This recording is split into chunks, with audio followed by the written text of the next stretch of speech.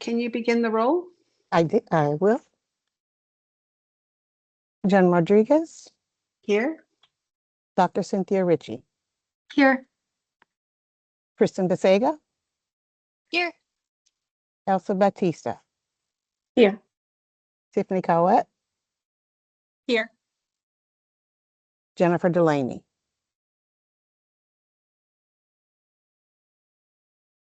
Sarah Larfit Simons, Jenny Graves, Here. Margaret Gustafson, Here. Mel Horton, Here. thank you. Hamish McPhail. He said he will be in at 1:30. Okay, thank you. Shannon Marima, Patrice McCarthy,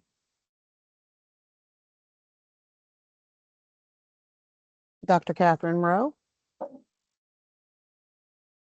Bob Sartoris, Cynthia Sone Moyano. Present. Thank you. All right, let's go ahead and get started. Welcome, everybody. We had our in-person meeting last month, which I think was really productive and helped to guide a lot of the work and the discussion that we'll be talking about today. So looking forward to that. We're going to go ahead and get started. We have 3 sets of minutes to approve.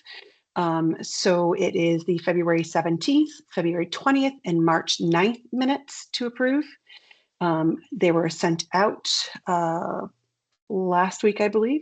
So is there any edits or adjustments that needs to be made on any of those?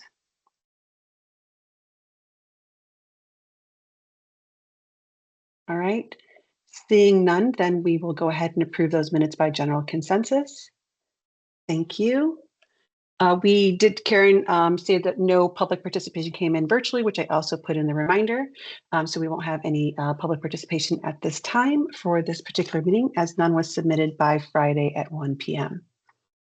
Announcements, any administrative announcements, Karen? Yes, actually there are. Today is Volunteer Recognition Day. So it's the annual celebration of those who selflessly benefit the lives of others.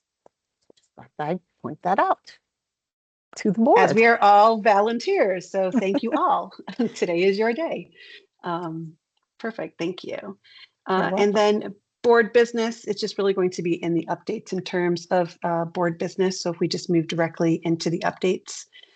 From the Education Committee, you've received several updates on where things are currently. The amended or the bill that we've been watching has received approval, and now it needs to be called to the House floor, I think was our last update on that. Once called to the House floor, they will introduce the amendment that will extend the time, which is what Representative Leeper had communicated to us, and I had also shared via email to the board. So she is very confident that that will be called up, and the legal person that works for the Ed Committee has already drafted the language there. So we're just following that, and as soon as we get information, you'll get information. Karen is also going to be sending out a kind of like a little bit of a template so that you can reach out directly to your own representatives and encourage them to see about calling it to the floor and voting in favor for it within the House as well as the Senate. And Kristen had actually very kindly shared that with Karen. So she's going to just be sharing what Kristen had sent to her own representative to help guide that if anyone needs that. Many voices, many hands advocating to get that in is a good thing. And then LPDC and SBE, we had everything go through thus far. That 615 amendment that we brought back to the board was approved in April. So that's set. We are looking into the February State Board of Education report. Some of the things that were approved by LPDC didn't make it into the report, and we're trying to figure out what happened there to ensure that we can move that forward. And for your awareness, when we spoke with the person who works within regulations, he stated that we should really be putting a section of regulations through at a time. like section 1 is definite, or part 1 is definitions, part 2 is general areas.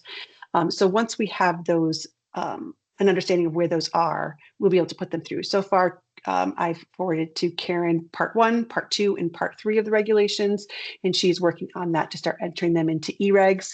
We also have additional parts that are ready that we're working on putting together so that Karen can go ahead and do that. And she's going to be scheduling a meeting, and she will be getting on, or in the moment training. They'll be kind of like sitting with her and walking her through the process of entering in those e-regs. So once we get an update on those, we will send those and forward them to you as well. But we are diligently working to make sure that everything is put together, organized, and as easy as possible to enter into the system and move forward.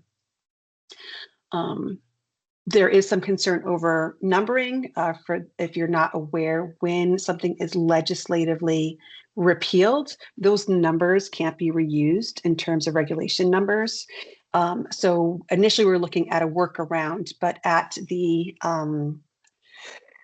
lobby day for CEA that Kristen and I were both at, there was an opportunity to speak with Representative Leeper. Kristen, do you want to share with them what she had shared with you? Yeah.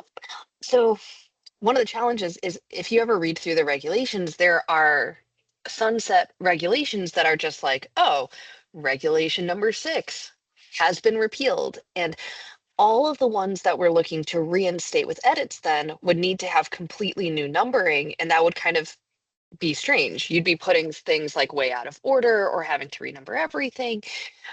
So I was asking Jen Leeper, would it be possible instead, because she's already put the bill, or will already be putting the amendment forward to change Public Act 2441 to change the deadline, would she be able to next year do a legislative amendment to take some of the sunsetting regulations off that list? The ones that we're choosing to reinstate, if they then decide to just not repeal them, then we're putting them through as edits and don't need new renumbering. So I will have a legislative proposal written up for our next board meeting. We had just had this conversation like, last Wednesday, so hasn't had enough time to like get it to you. But that way it's one of the first things on their list when session is back in order in next January, that they'll know, we have our regulations in order. These are the ones that we're okay to sunset. Those will remain in legislation. And the ones that we'd like to continue with their new edits would do just that. And we can add to those the ones that we've also recommended to repeal that were not in the act, the ones related to provisional. I think there was like 20 of them. That could be added to that as well. Right. There were like 20 additional, there's 20 additional provisional sections of the regulations that are now going to be okay to sunset. And there was also one whole certificate or endorsement area that was okay to sunset. That was the administrators at vocational technical schools, because now they just get an 092 instead of, I forget what they got before. Thank you, Kristen. Does anyone have any questions on any of those legislative items before we move to the next update? All right, thank you. Awesome. Workforce connection. So as you've been hearing, there are lots of different potential opportunities that align to our work in terms of certification and preparation. And one of them is the CAPS, as well as the workforce initiative by the governor.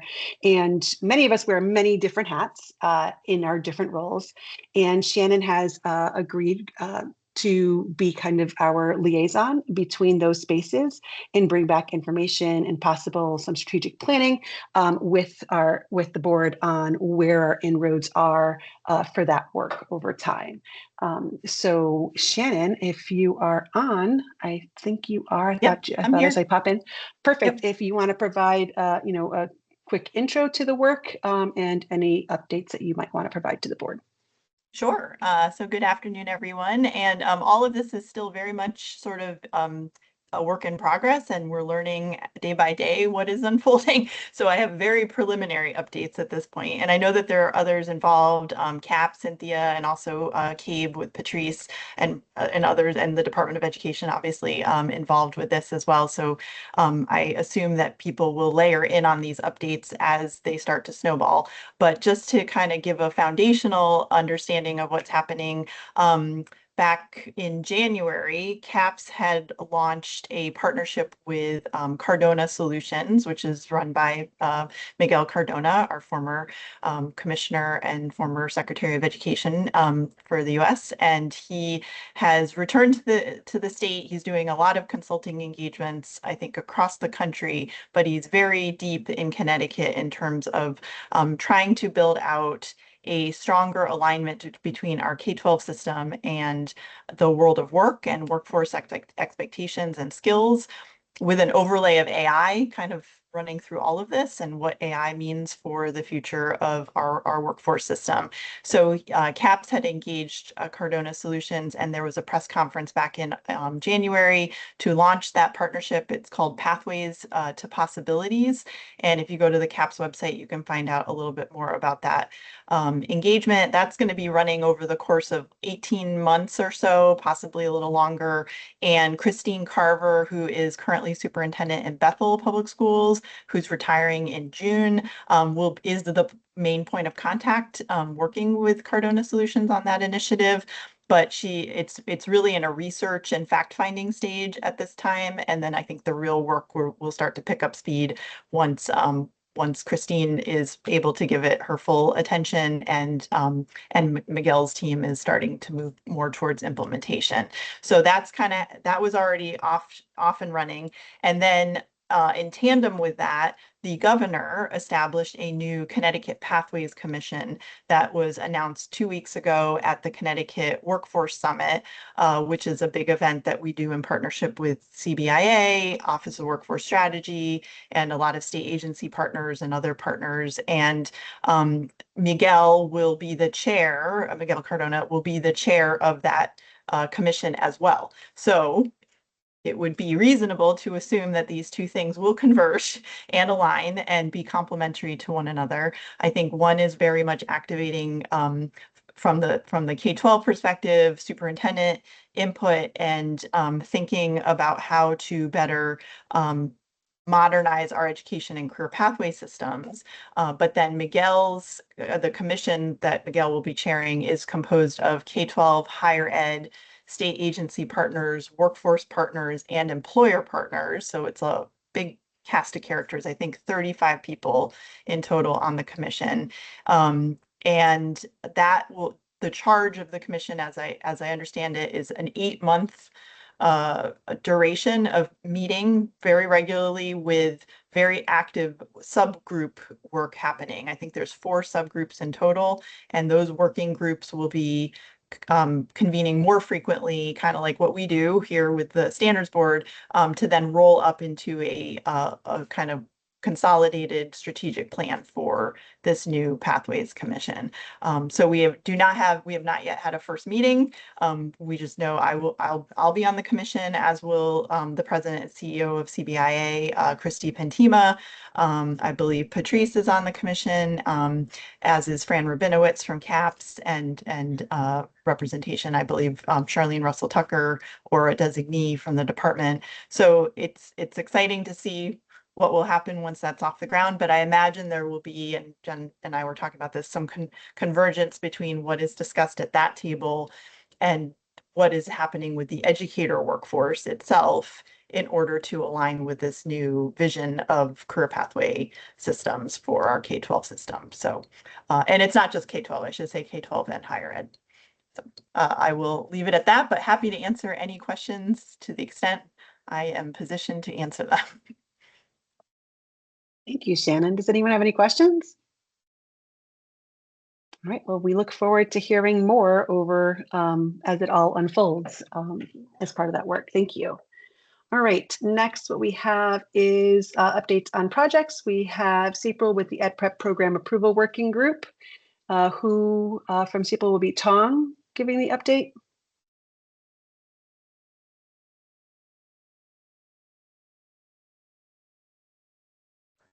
All right, now can you hear me? We sure can. Thank you, Yeah, Tom. thank you. Do you need And Karen to bring up the yeah, presentation? if you could, that would be great. It's only a few slides, Sure. but it might be helpful. Stop your two.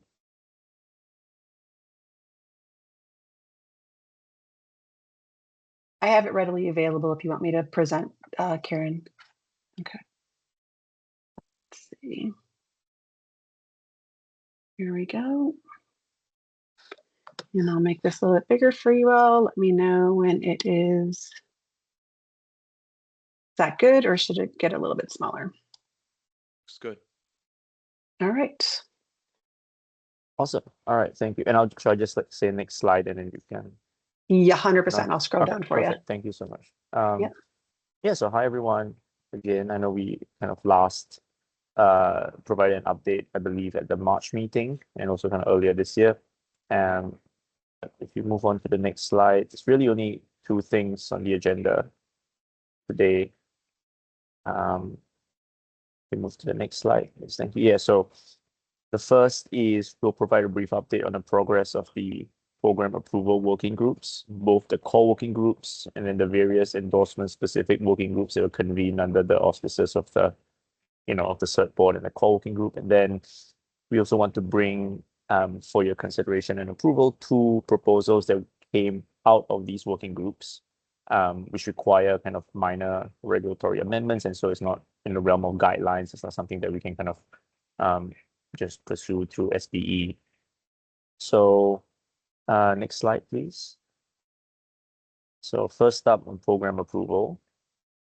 Just very briefly to recap, I think you all kind of know this, but like I said, it's been a while, and there are a few processes that are at play. But just to briefly recap, when we say program approval, which is what these co-working groups, these working groups are convened for, we are really referring to state or kind of SBE approval of new programs, as well as continuing programs every 7 years. But that one obviously is tied to CAPE accreditation following Public Act 2441. State program approval is distinct from and in addition to each IHE's own internal approval processes. So for example, UConn has to get approval from its board of trustees, the CSCUs have to get approval from the broader regions, independent colleges and universities have to obtain approval from Connecticut's Office of Higher Education. So this kind of IHE internal approval process is like, for all intents and purposes, the first step.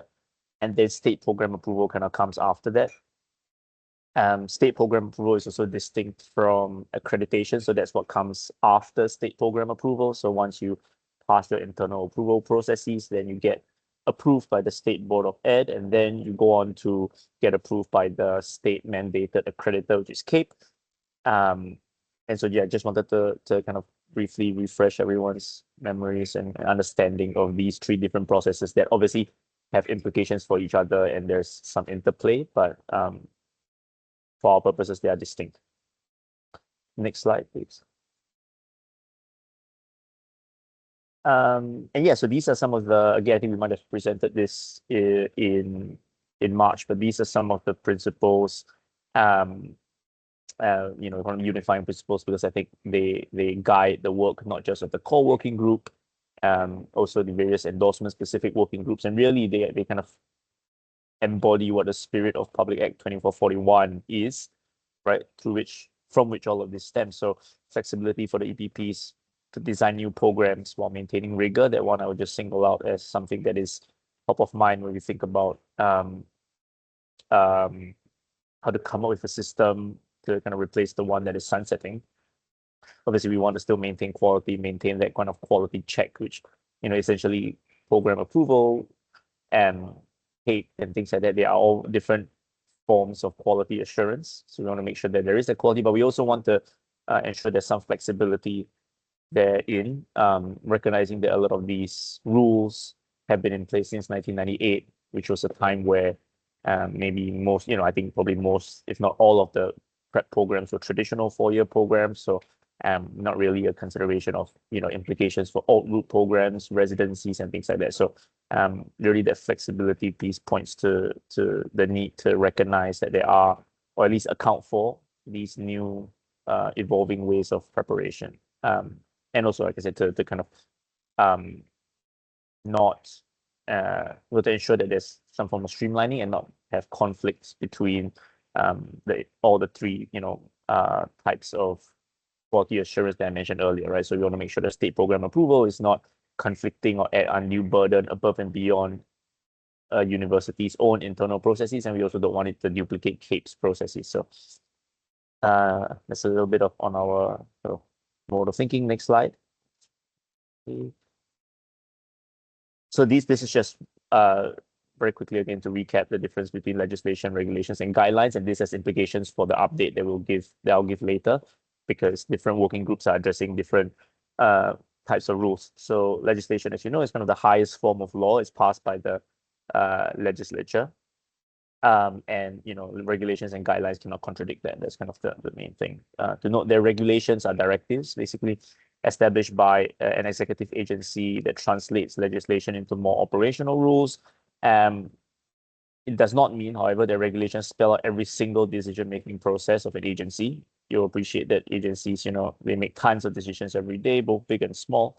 And regulations cannot contradict legislation. Or regulations have to go through a 6-month process, or probably longer, but it's a regulatory process that includes a notice and comment period. So procedurally, it looks very different from legislation and guidelines. Now, guidelines finally are instruments created by the executive agency that provides more detail on the implementation of legislation, and regulation, a lot of the minutiae, what I was referring to, like the day-to-day of decision-making within an agency, things like rubrics, checklists, criteria for decision-making. A lot of these are typically spelled out in guidelines, and guidelines cannot contradict legislation nor regulation. So that's just to refresh. I think this will help us when we get to the stage of kind of updating on the work of the various working groups. So just bear in mind the differences between the three. Next slide, please. So the last recap slide, which is the working group structure. I think we presented on this in March, but just to recap, basically there are two kinds of working groups that are working on program approval. One is the core working group, which is tasked with developing regulations and guidelines for general program standards and procedures. So you can think of program approval as consisting of like the standards or like the criteria for program approval, and then also the procedures, right? What the process is, like when you have to apply for it, what the process is like. So anything that's kind of more general in the sense of it cuts across all different types of programs, whether it's like a math program or like a social studies program, doesn't matter. Like, so that kind of regulations and guidelines will be dealt with by the core working group that consists of a few of the members here today, as well as CSDE experts in certification and a program approval, and then another representative, and also a representative group of other EPP leaders. So that's the core working group. Endorsement specific working groups are, as the name suggests, tasked with developing guidelines for content specific program approval standards. So they're convened around endorsement areas, made up of relevant faculties, subject experts, and things like that. And as you can imagine, there will be rules and guidelines that pertain to only a certain kind of program, right? And those are like content specific. So for example, while there are general standards for all programs that maybe math programs have to adhere to, for math programs, they also probably have to adhere to content specific standards. And so these guidelines that are created by the endorsement specific working groups offer some clarity as to what those requirements are. They are specific, and that's kind of the scope of work of these endorsement specific working groups. We have 10 scheduled to convene. Currently we have 4. They're already convened. 3 are in the process of convening. It's kind of a staggered timeline, and then 3 more that are coming up before summer. So that's just on the structure. And lastly, slide please. So last slide on program approval is just the progress update. So for the program approval regulations, so again, that's the one that has to go through the regulatory process, which is a much longer process, including notice and comment. These rules, these regulations cover definitions, the general standards, endorsement specific standards, and then the program approval procedures. And the status is that they are all kind of drafted in regulatory form now already. It's been approved by the core working groups. It was, I mean, I shouldn't say approved because it was kind of created with the core working group. So working with the core working group, came up with a set of regulations, proposed regulations that are now sort of in near final form. We had a very productive conversation. Kristen was part of, with the lawyers supporting the cert board, Emma, and some got kind of a feedback. And we are in the midst of kind of going back to her to kind of just tidying up a few final pieces to make sure that we are kind of fully aligned on the approach, as well as and kind of what needs to be the regulations. So I would say that one is kind of, I think, like I said, a few kind of things to button up, but I think it's kind of almost there, and we'll come back and we'll circle back with updates once we once that is like in final form. Obviously, it goes to the it has to go to the regulatory ad hoc committee, as I understand from Jen, before it goes before you all, and then so again, just stay tuned for updates. But we're very close on this one. For the guidelines, we're in the process of developing them. Like I said, there were 4 working groups that are well underway, covering subjects like elementary and special ed, TESOL, bilingual, remedial reading. So those are kind of drawing to a close. It's a staggered approach. So we started off with 4 first, and then we'll, once those 4 kind of wind down, we'll add 3 more, and then we'll round out with the final 4. So altogether kind of 10 groups. And you'll be wondering, in case you're wondering, yes, there are more than 10 endorsement areas in Connecticut, but we grouped similar ones together. So secondary math and middle grades math is 1 endorsement area. TESOL and bilingual is 1 endorsement area for the purposes of convening the working group. So yeah, that one is kind of well underway. I think we are hoping to close the guidelines out maybe closer to the summer or sometime in the summer. So stay tuned for updates on that one as well. So I would say that one is kind of work in progress, and the regulations are almost done. So before I go on to the working group proposals, so those are the 2 regulatory proposals. I can pause if there are any questions. Or I don't know, like Jen, is that breaking protocol, or is it? No, not breaking protocol Okay. at all. Okay. So this would be a good time for anybody who might have some questions for the update. I will state, like, the priority is obviously those regulations that are sunsetting, and then regulations, and then guidance, right? Because we want to make sure that we get the regulations work done. Is that accurate? Yeah. Okay. Well, I think in terms of like the guidelines that are, the regulations that are not sunsetting, or like in versus like those that are sunsetting, I think the ones that we are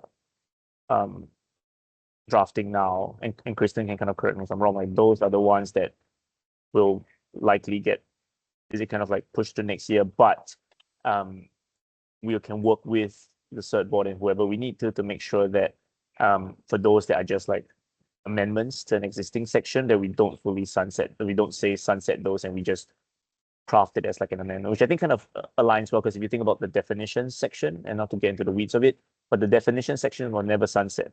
But we just needed to make amendments to it because now there's new definitions that needs to be defined. So I think we kind of like look at the definitions and look at all the program approval stuff as like amendments, and even if it's like a wholesale amendment, in the sense of like replacing it. Yeah, so I think that's kind of, is that right, Kristen? Exactly. The regulations that were sunset in the program approval area are all ones that we intend to reinstate, but edited to include CAPE to be brought up to date. So Tom's exactly right. Thank you, Kristen. Thank you. Yeah. So any questions? Happy to take any questions on this. All right. I don't think I'm If none, seeing any. awesome. Great. All right. And then just finally, a couple of small regulatory proposals. You can, next slide, please. All right. So next slide. So these are just 2 proposals, and 1 remedial reading and 1 special ed. So these came up, and I think just, generally it's a good thing, right? So we convened endorsement specific working groups consisting of faculty, even, teachers, subject heads, and things like that, for the purpose of trying to develop guidelines. But when we're developing these guidelines, I think what we've learned is that, sometimes there is, what we learn all from these people is that there is like a burgeoning kind of consensus in the field around certain things.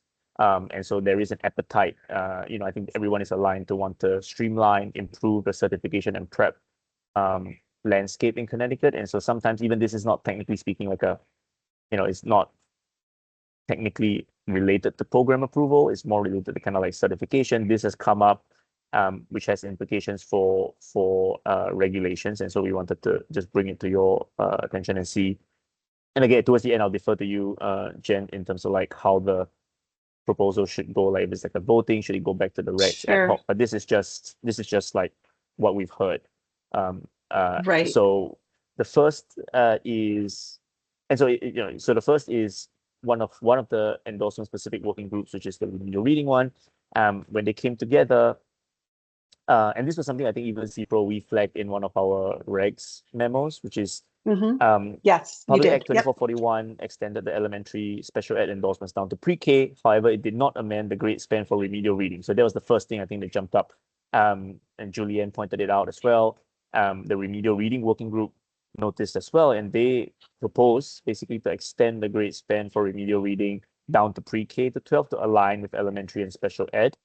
That proposal was brought to the core working group. The core working group considered it and approved it, for at that level, at the core working group level. And we wanted to bring this to your attention because this regulatory amendment or proposal, if it wants to take effect, would likely require a regulatory amendment of the grade span, kind of the validity or whatnot. So it's not just in the realm of guidelines. So this is just one that we wanted to kind of flag.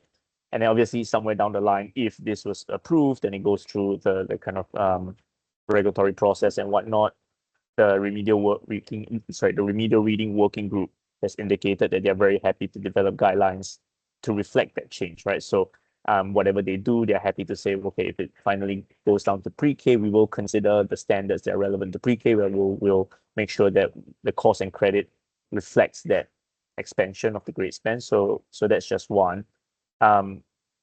Yes, Jen, do you want to? Yeah, I thought that Yes. one of our regulations that we had done already had that expansion amendment. I'm sure. I just want to make sure that I'm remembering correctly. Yeah, I wasn't sure. I mean, that we have heard that. I think Catherine brought it up. I think I checked with Kristen and via email, and then I think you kind of said that it maybe was discussed, but it never was like put into effect. So I'll defer to you all because I think we are not always at all the CERT board meetings, which is another reason why I wanted to bring this up. But yes, I'll defer to you all if it is already approved, because I think we've heard conflicting accounts this one. So we'll check into. I'll make a note just to double check. Catherine, go ahead. Thanks. With all the different pieces that we had approved and looked at, I had asked that we work with Emma and our team at CPRO to really find do a scope of all those different line items to see if we can find it, and we haven't yet. But I did remember that we did talk about this, and I don't know who on the call was at or participated in this council. And then I almost wondered if it was just something that we discussed at the council, but then it didn't move forward with the special ed and the elementary. I don't know, and I couldn't find it myself. So I'm just putting that out there because I know we did talk about it.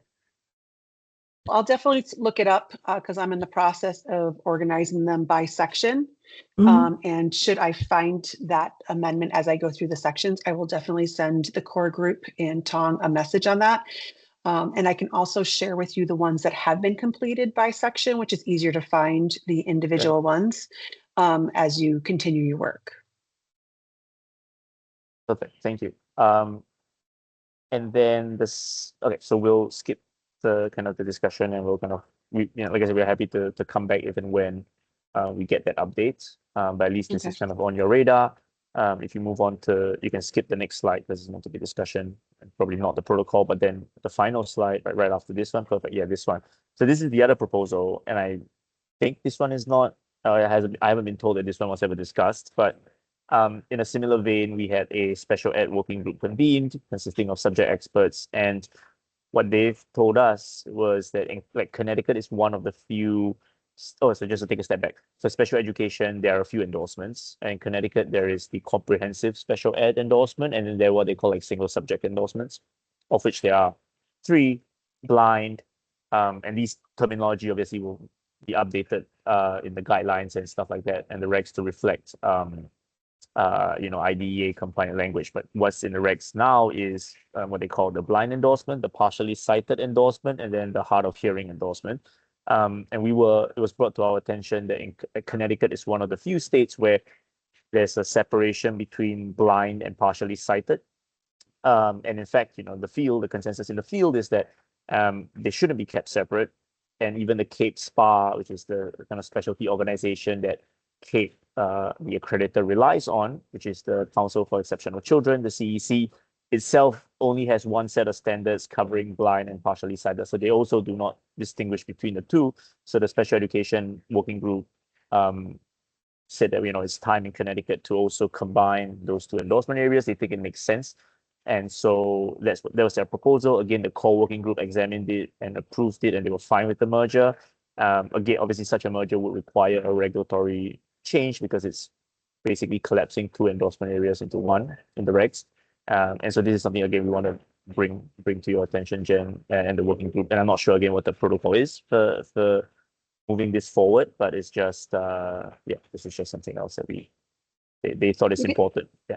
We can have discussion around it really briefly, but then it would really move to the regulations group. And we've already put out a survey as to which 2 Fridays are available to the regulations group so that they can start this work with you all on that specific one. So is there any feedback that the group wants to provide for them to consider as they prep this for presentation to the regs group?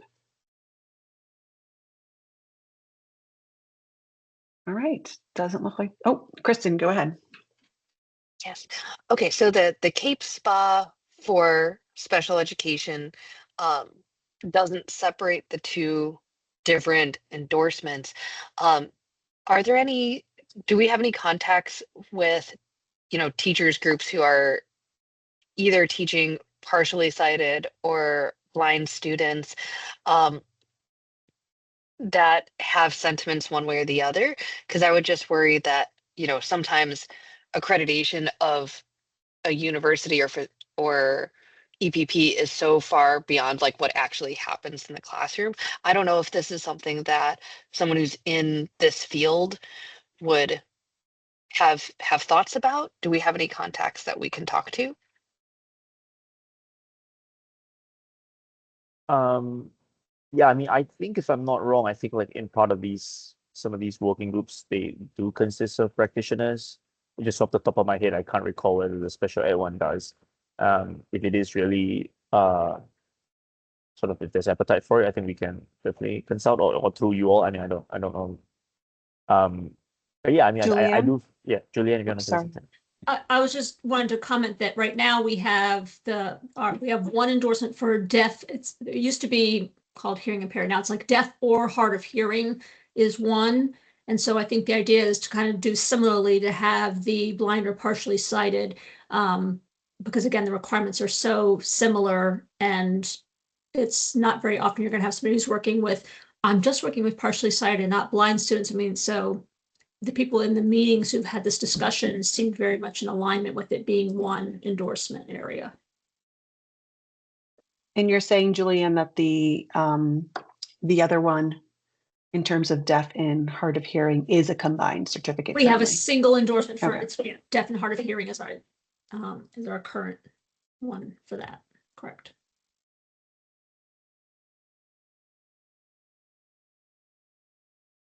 All right, any others? Okay, perfect. And then once we've nailed down that date, we will forward it to you, Tong, so that you can bring these forward. And in the meantime, I will look up this. I believe it's under Part 9G of the regulations, and I think it's regulation ending in 481. But I'm going to have to look it up in terms of that extension of the down to pre-K for the remedial reading. And then I will get that information to you. Okay, thank you. Thanks so much, Jen. And that's all from us. So thanks everyone for your time. All right, perfect. Thank you so much. Thank you for presenting, Karen. All right, and then next on our updates, I believe, is Birth to Grade 3 with Paige and Margaret. Thanks, Jen. All right, so before I turn it over to Paige, who has much more of the specific detail, I'll just say that this feels like such a timely conversation because Shannon kicked us off with talking about pathways, and the Birth to Grade 3 endorsement is just definitely feeling like cleaning things up so that the public has a clear pathway. And then also we're at the point of work now where we're, trying to solidify what the pathway looks like in a checklist form to keep it operationally simplistic for the SDE staff. And so I feel like this is a really good point for us to remember about change management. I've loved this working group because it is so collaborative, and the Early Childhood Higher Ed Consortium has gone back and back and back again to revisit things. So there are just two things I want to say quickly. One is that this has been a great litmus test or kind of a case study type of review for the checklist because they're using current plans of study in our higher eds to kind of frame what does this look like, where are there gaps, where are there questions, and the SDE staff have been phenomenal in giving some really good guidance back on, but what does this look like then when it's an out-of-state higher ed graduate that's coming in? So things to keep in mind with that balancing. And then the other really interesting example is just around the clinical placements and how much we have talked about partnerships and building capacity, because as you know, we don't have a huge capacity of team trained mentor teachers at the very early childhood setting level. So we're having conversations about capacity building there. One college was sharing that they do a day-long training each summer to build capacity. So I think we'll be coming back around to that, but it just all feels like very cohesive and collaborative. So I just wanted to share those pieces about change management, and I'll turn it over to Paige now to talk more specifically about the hard work they're doing. Thank you so much, Margaret. Hi, good afternoon, everybody.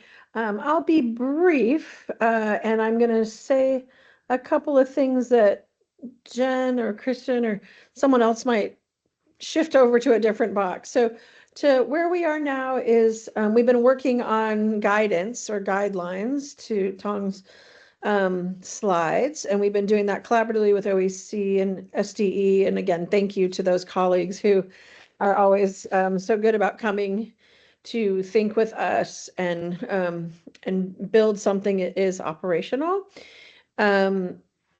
We've been paying close attention to the age span, the settings, and that we're talking about NAEYC Gen Eds as well as the early intervention, early childhood special ed, and what that looks like. So there's been multiple drafts and collaborations with a little bit of an eye towards cross endorsement, though we know that's its own special thing. But while we're trying to be thoughtful and operational, keeping an eye to that.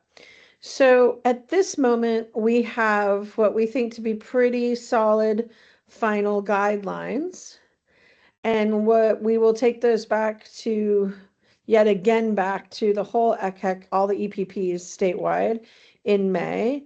And then come back to you all with the next steps, which is where I will look to people to help us understand the protocol appropriate pathways. When our work, as we presented before, regulations, the big bucket, then thinking about what are the checklists, but also like what is the guidance that we need as related to content and experience for competent qualified teachers. And so we have this document now, but we're not exactly sure where that goes. We're not sure now at this point if the enforceability, this is a little complex because we have the span and gen ed and special ed. And so the question of what's enforceable and where and how much we need to put in regulation or guidelines or those pieces, I defer to this group to tell us. But we are ready with the content in a way that with another round with our OAC and SDE colleagues. I think we've got essentially the checklist, and we've got the meat behind it and how it lays out in program. But we will need to hear from you all where that needs to sit to be enforceable. In the old regs, early childhood takes up a ton of real estate for that reason. And so I think that would be our question. But otherwise, we have now completed all of our pieces, if you will. And please, other colleagues who've been in the work, feel free to add.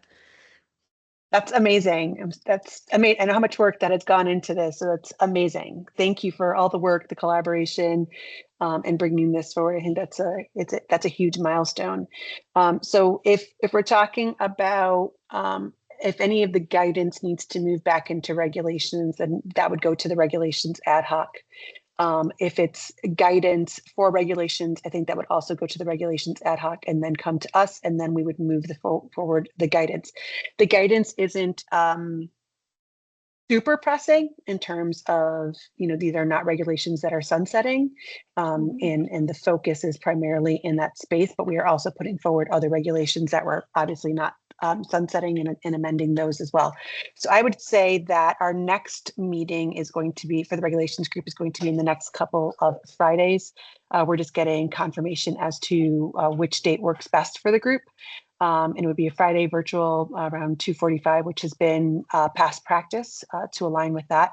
Once we have that information, we will share that with you as well as CPRL to bring that forward. And we will forward that information over to Emma to review as well in advance of that, so that we can be as efficient as possible during those meetings to move everything in that direction, if that sounds good to you. That sounds very helpful, yeah. Does anyone, sorry, go ahead, Paige. No, I just think I'll ask my other question as a sidebar in terms of like how we need to organize the document and where to make those cut lines, but it sounds like Emma and the process will help us know that. Yes.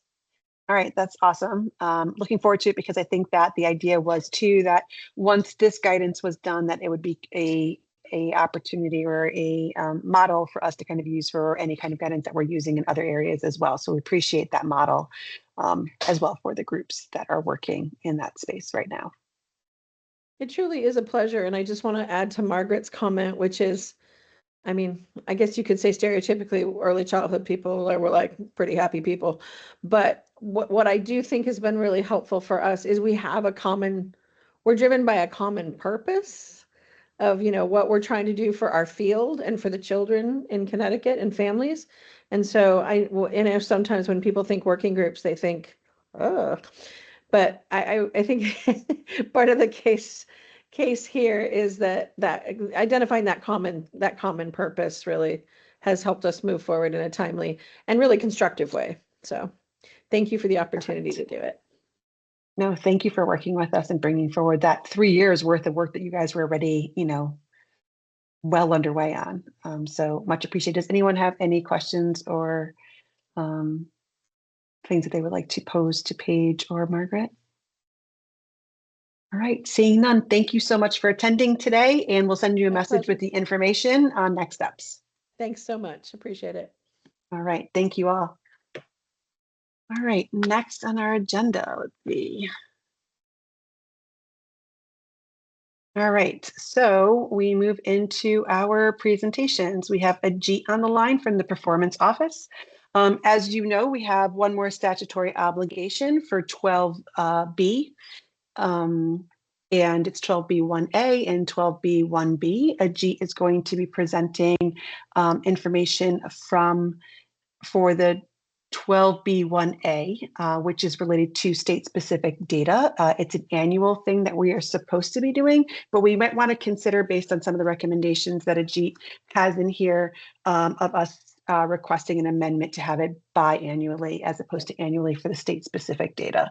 But I will let Ajit go ahead and do his presentation and any questions to that. Thank you, Chairperson Rodriguez. I am also joined by my talent office colleague, Lauren DeFrady, who is on to present this.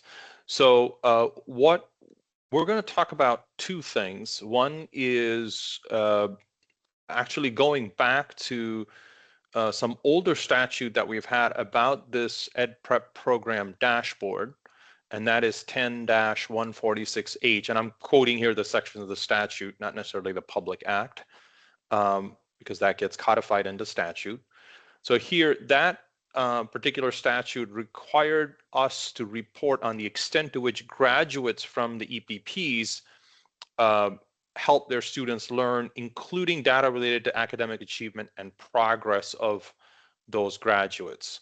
So we had said to you previously that this is not something recommended for reporting sort of annually kind of thing, and that's better suited for long-term studies. So we had actually been working for some time with the Boston University's Wheelock Policy Center, and we have some very initial findings to share with you today.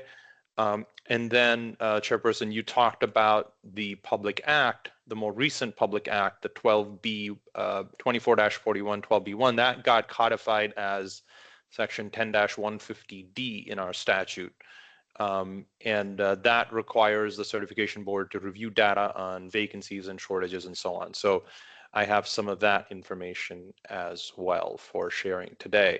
So I've really laid it out as three pieces. I'll first discuss vacancies. That's a brief update, then shortage areas.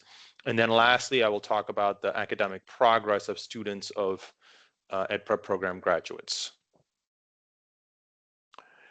So in terms of vacancies, you know, and this is really thanks to our Deputy Commissioner, Cynthia Sonia Moyano, when she started, we actually engaged in a plan to collect this vacancy data in a more systematic way.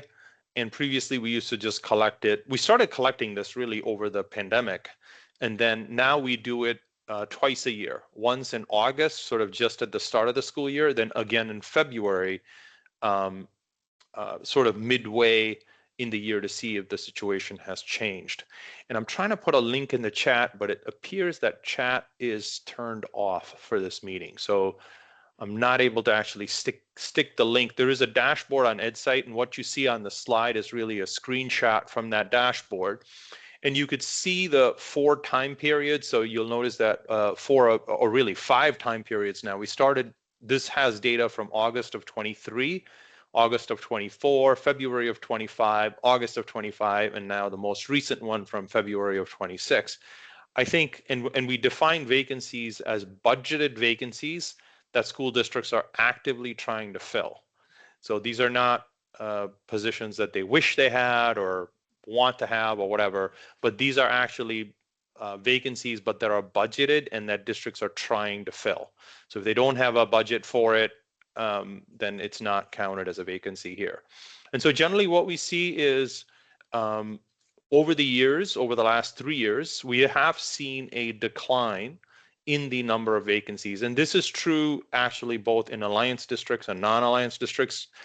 This chart necessarily doesn't show that, but that is true. And you'll notice that there are different disaggregations, if you will, presented, you know, going from special education teachers to all other teachers, special services, which really includes your school counselors, social workers, school psychologists, and speech and language pathologists. That's that middle set of charts, and then special education paras, and then all other paras.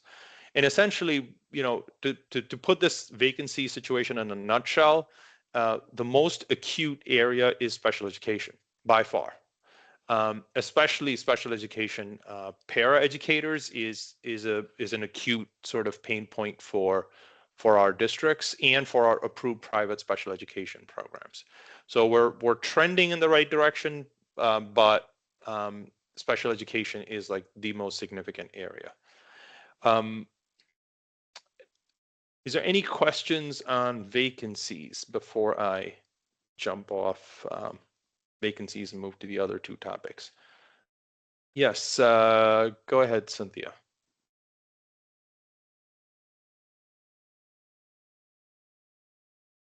Oh, did her hand go back down? It did. I'm here. But... Sorry, I'm having to talk with myself. I forgot to unmute. Okay. Hi, Ajit. Thank you for the question and this presentation. Are you counting DSAP teachers in the data when you remove the vacancies?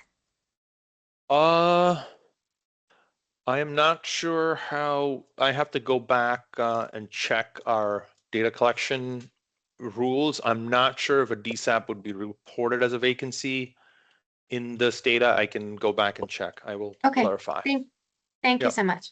Yep, no problem. Yeah, I think Kristen is next. Yep. So I just want to confirm.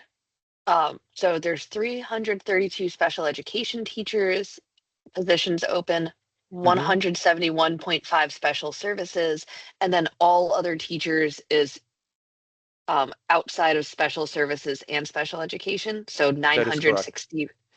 Okay, so 970 positions for certified staff total, and then 922.5 special ed para educators. Right, you can, exactly. So they're mutually exclusive groups. That's correct. Yeah, Okay, yeah, to give you, go ahead, Kristen. Oh yeah, in my head I was just confused because when it said all other teachers, the special services category in my head includes they are also teachers. So I was just trying to see how many positions total for certified educators. Yeah, if you look on the bottom, those three charts, they actually group the teaching vacancies, the para vacancies, and the special service vacancies. In this view, they, the bottom part of the chart, which is, I don't know if you could see like this part, you'll see that the grouping is based on teaching, para educator, and special service. So you'll actually see that we've grouped the special ed and general ed, or the non-special ed positions together, so you get a total. It still doesn't add up across all the different types. And I'll have some data to share a little bit later on as well. That was shared related to special education, specifically in terms of para educators versus those who hold a certificate but are not working under the certificate and that kind of thing. So I can share that a little bit later on. Problem. Moving on to shortage areas. These are, I think you all know, shortage areas are subject-specific shortage areas in the endorsement areas. And we have to designate them annually to the U.S. Department of Education. And yes, they're still very active and still doing all the things they need to do from a regulatory standpoint as it pertains to the law. And so we do have to submit our shortage areas to them, and they approve those shortage areas. We designate them annually, but over the last few cycles, we've been sort of holding the same set of shortage areas for 3 years to give consistency to the field and to the educators in the EPPs themselves, and to EPPs as well, so that you all know, like, we're working from this set of shortage areas. But we rerun the data every 3 years just to kind of like check to see how things are going, and do we need to make any adjustments. And there are some obviously benefits in terms of mortgage assistance at the state level, loan forgiveness, and deferral at the federal level. So there are benefits to teaching in a shortage area. So just wanted to highlight that. And when here too, we could do this analysis ourselves, but we'd already shared a bunch of data with BU's group, and we said, hey, can you just run these analyses as well? And so they used a combination of data, and I'm giving you a very high level picture here. I mean, we could go on just 2 hours with these data, but they looked at student data trends, including by student groups, especially special education and English learners, staffing capacity, student staff ratios, and number of EPP completers, the new endorsement issues, as well as the vacancies that I just shared. And I saw Jennifer's hand go up. Jennifer, did you have a question at this point? No, sorry. Oh, no worries. I'm happy to take questions as I go. And so here's the summary of their findings, and these are for the existing shortage areas. And essentially, bottom line, we're staying with the same shortage areas, but just so that you could see how things are trending with those shortage areas. So when it comes to special education and bilingual education, what you see is that the number of EPP completers and new endorsements has actually decreased. And when we look at differences across our districts, and here we're talking about alliance versus non-alliance, those differences have remained stable and the student staff ratios are similar between those two districts. So that's what that means. When we look at bilingual education, the completer and the endorsement status is stable, and the ratios are actually higher in the non-alliance districts. And that somewhat makes sense, where they might have one bilingual educator who's serving a lot of students, whereas in a more higher need district, they might have more people, leading to a slightly smaller ratio, if you will. When we look at math, science, social studies, tech ed, and world languages, you know, these are some of our other sort of general ed teacher shortage areas. You know, you see areas where things have been stable and areas where things have decreased. You know, with a reducing student population, and you know, we don't see these areas necessarily increasing either. And the differences, again, generally are stable. In tech ed, though, it is increasing among non-alliance districts. So the ratio is growing among non-alliance districts. And these changes are small. I mean, they're not like huge changes, but we're just giving you sort of a big picture view of the trends. So in these areas, the ratios are actually higher in the non-alliance districts. But then when we get to some of our support personnel, like library, media, and school psych and speech and language, we have increased some, you know, number of employees has increased, and we've seen that in our staffing data. And here the ratios are actually higher among alliance districts. So in these functions, more students per educator in the alliance districts. So bottom line, we're staying with our same shortage areas, you know, so again, vacancies are going down, but there are situations where obviously if you're missing a math teacher, a science teacher, or whatever, I mean, that's an acute situation in our schools. So, all right, questions, Jennifer and then Paige. Hi, thank you. Can you go back 2 slides to where the special ed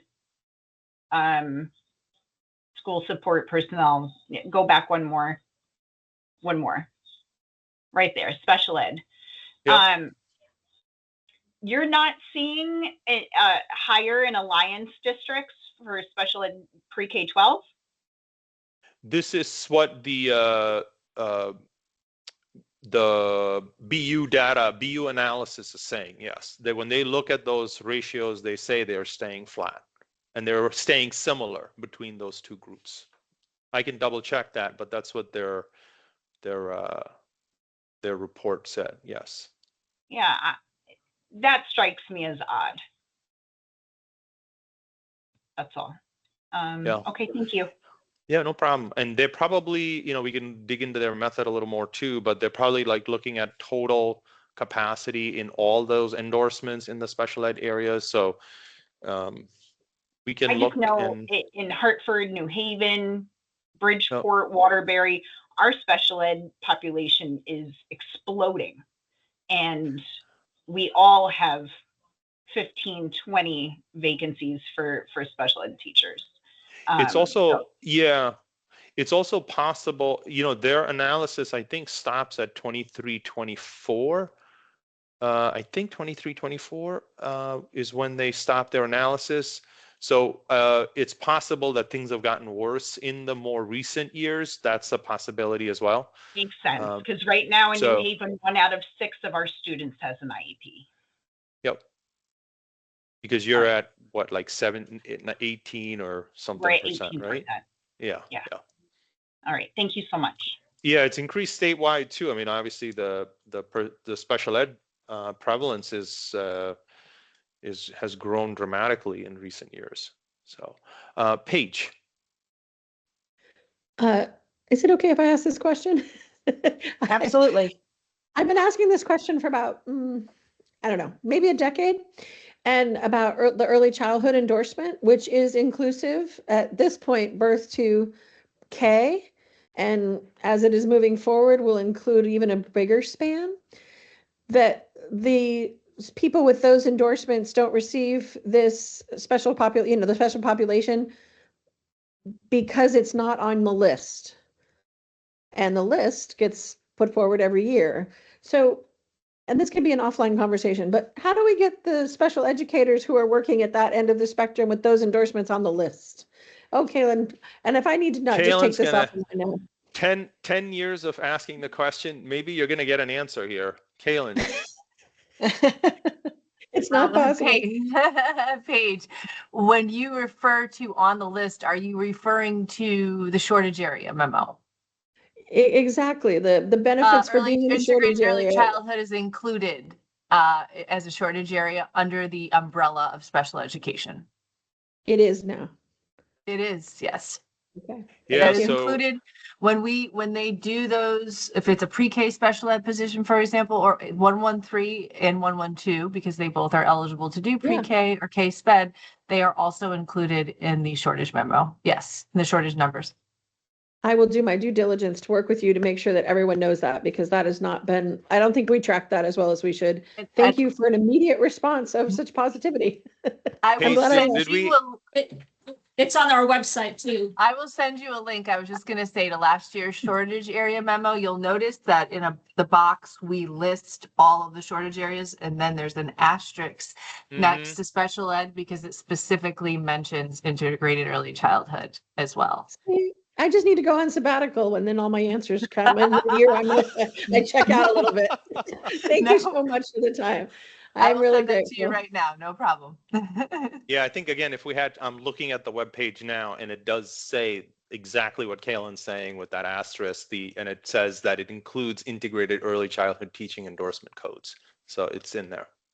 And so then it would also be, I always love hearing you talk about data. So it would also be in this line about in the data.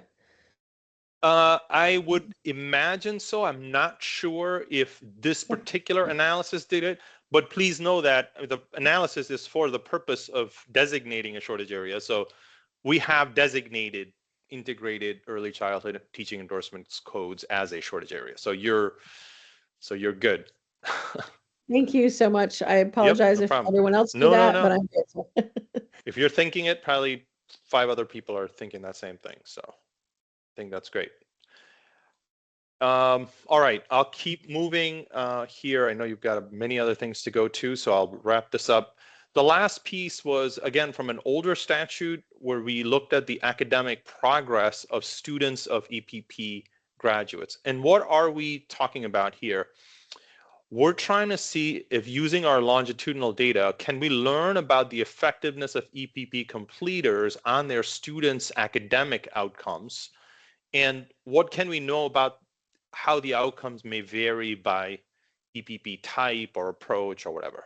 And again, these are analyses that BU has helped us with. So these are their analysis, and a full report on all of these is in the works, but we're giving you sort of the high level picture. And there are some very important caveats that I need to mention here, and really limitations, if you will, with the data. When we look at effectiveness, a signal for effectiveness, really the only measure we have in Connecticut that we can use reliably in this type of analysis is growth in student test scores. And so when we talk about growth in student test scores, we're really only talking about students in grades 4 through 8 who take the Smarter Balanced assessments when they take it from 3 through 8. And starting in 3rd grade, we have an assessment. And so starting in 4th grade, we can look at the progress that students are making from 3rd to 4th, 4th to 5th, et cetera.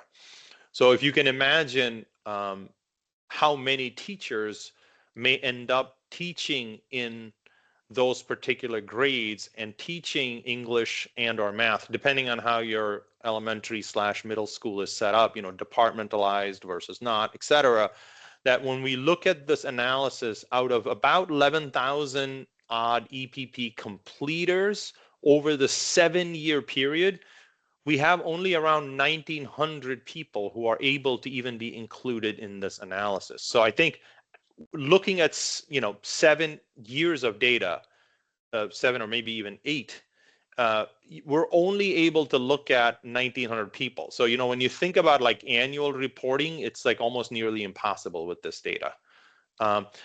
According to BU, there are other states that have other measures, such as educator evaluation ratings. We don't have that And there are other states that have that at the teacher level at the State Department. We don't have it. There are student feedback surveys, et cetera, that give maybe a more complete picture of teacher outcomes. We don't have any of those measures. So we are sort of limited to looking at just this one measure. So please, this is one measure, and that's all we have. And lastly, the last sort of big caveat is we don't actually have data on our EPPs relative to individual completers. So we know, Lauren knows at a program level which program is offering, whether it's a graduate or undergraduate, and what's their residency model, et cetera. But we know that even within EPPs, those things can vary by the individual. So we don't have that data at the individual. We're relying on Lauren's sort of awareness of these issues, and she's been extremely generous with sharing her expertise in this. And so we don't have that. So we've done a sort of a first cut with sort of understanding of Lauren's back knowledge of these things. And really the only thing that we could look at was graduate versus undergraduate. And I'm gonna blow the bubble essentially by saying there's not much here. So I did a lot of setup, but essentially the EPPs appear largely similar to one another in terms of student growth. And that is after adjusting for all factors. So this is using what's called a value added model, where you look at the growth, but then you adjust it for lots of different factors, such as the student's prior performance, such as the school where the teacher is actually working, such as the grade level that they're teaching. Because we know that in growth, some of those factors, can have an effect. Like if you teach at in a lower grade, and elementary grades tend to have greater scale score growth than in the upper grades, et cetera. So they try to adjust for as many of these factors as possible. And after adjusting for all these factors, the EPPs appear largely similar to one another. So, Lauren and I were sort of talking, and Lauren, you might want to jump in here. Our wondering is, perhaps CAPE standards that ensure minimum quality. We have our own sort of teaching certification expectations that ensure like minimum competency. Perhaps those are helping us make sure that regardless of where you go, you're coming out with some baseline competency, if you will, that's, where we're not seeing much here. Yeah, and I want to add to that because I think it connects really nicely to what CEPRL's presentation was when we think about the new program approval guidelines or the new regulatory guidelines. I think, like Ajit was saying, we kind of were really looking at this and thinking about it. And, one assumption might be, our systems are doing what they're supposed to, right? Because if there's sort of comparability among how our completers are faring, if we think about, well, what is the goal of all these systems? Is to ensure, that any Connecticut child in any public school has the same sort of equity and access to a certified educator that has a base sort of competency.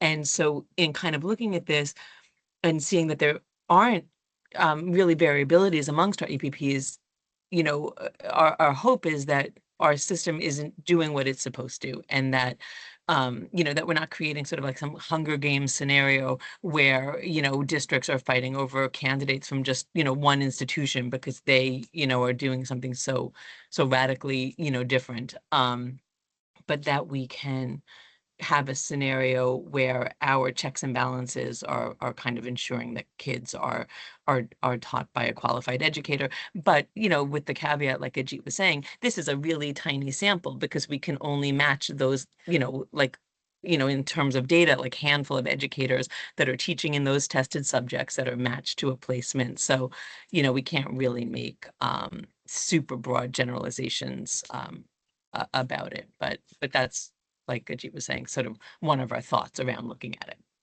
Yeah, it doesn't, I just want to be clear too, that inference does not follow from this finding exactly, but it's sort of I don't know, it's a wondering, I guess, for us, like, oh, maybe that's a good thing that we have some guardrails. There is a extremely small positive signal in ELA achievement for graduate level EPPs. I thought 5 times about putting that slide in. You know, I wouldn't go too far into reading that means graduate level EPPs are, you know, I would treat it as a very early signal. Maybe there is something, if we can get better candidate level experience, maybe that will give us better data, but these are all like very, very tiny. Any differences between EPPs, it's very tiny. There's grad level stuff, very tiny. So it's like not much that we are seeing.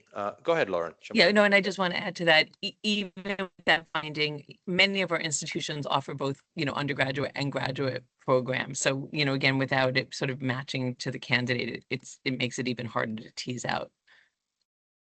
And lastly, one thing that they realized as they were conducting this analysis was that there were a whole bunch of educators attached to students who were not showing up in a Connecticut EPP.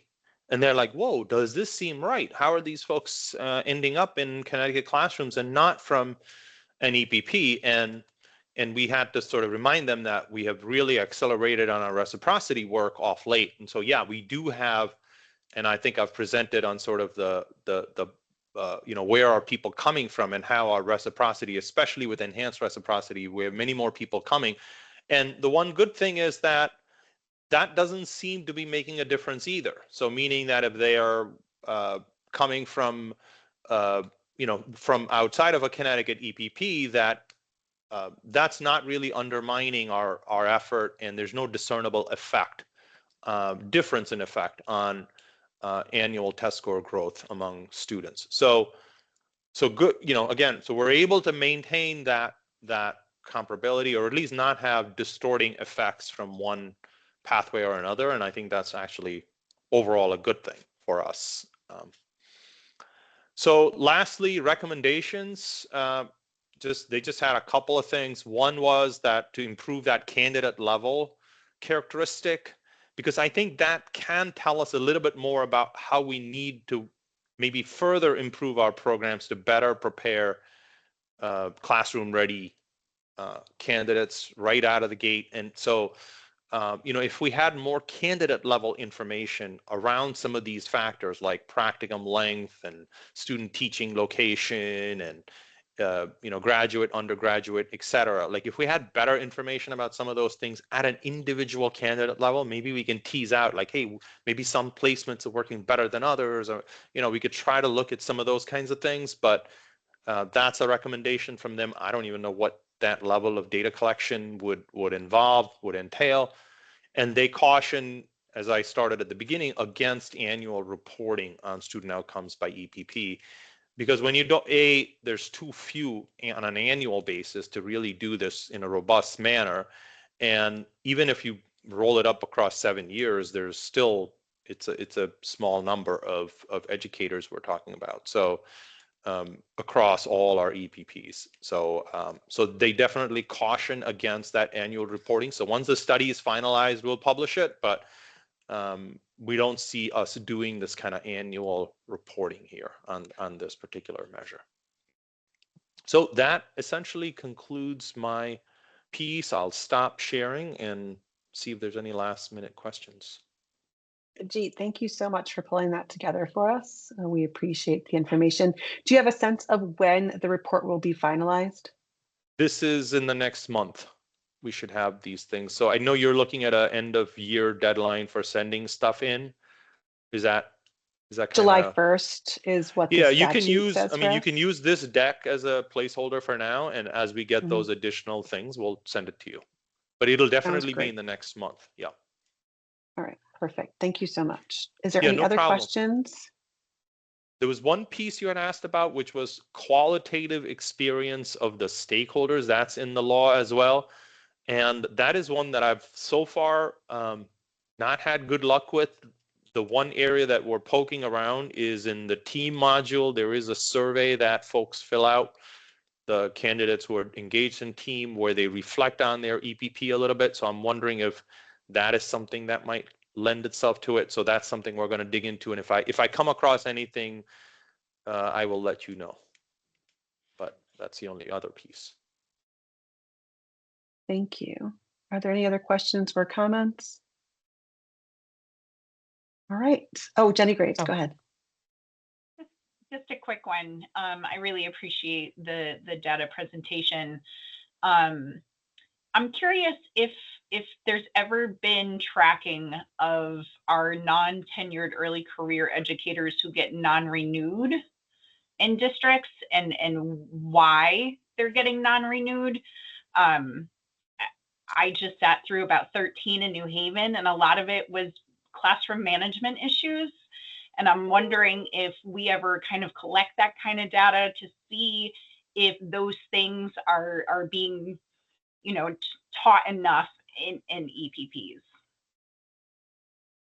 So non-renewed as in the district is not renewing their contract sort of for lack of meeting their standard or expectation or something. Correct. Any, legislation in Connecticut is any non-tenured teacher can get non-renewed. Yeah, I don't know if I'm looking at Julianne here, who, do we even have that data in EDS? So they'd be in their first 4 years. Yeah. The only thing that we would be able to track in the EDS is if the district verified their service as unsuccessful in the EDS. We won't get to the level of contracting at the district level, but if the district were to say this educator was unsuccessful, that is something we can pull for data points. But as you know, there's no guarantee, even if they're non-renewed, that they would do that based on the agreement that they've made with the educator. So that's why that, because that many of them many of them resign in lieu of the non-renewal termination. Exactly. And sometimes districts still keep those educators on board with an unsuccessful rating as well, a following school year. And it's something that professional practices will look into once they try to renew their certification or advance it. If there's any years that a district has said unsuccessful, just to do our due diligence to make sure it wasn't like a serious infraction. But as far as at the contract level for non-tenure, we wouldn't have that data, at least in the EDS for what we see in the CECS.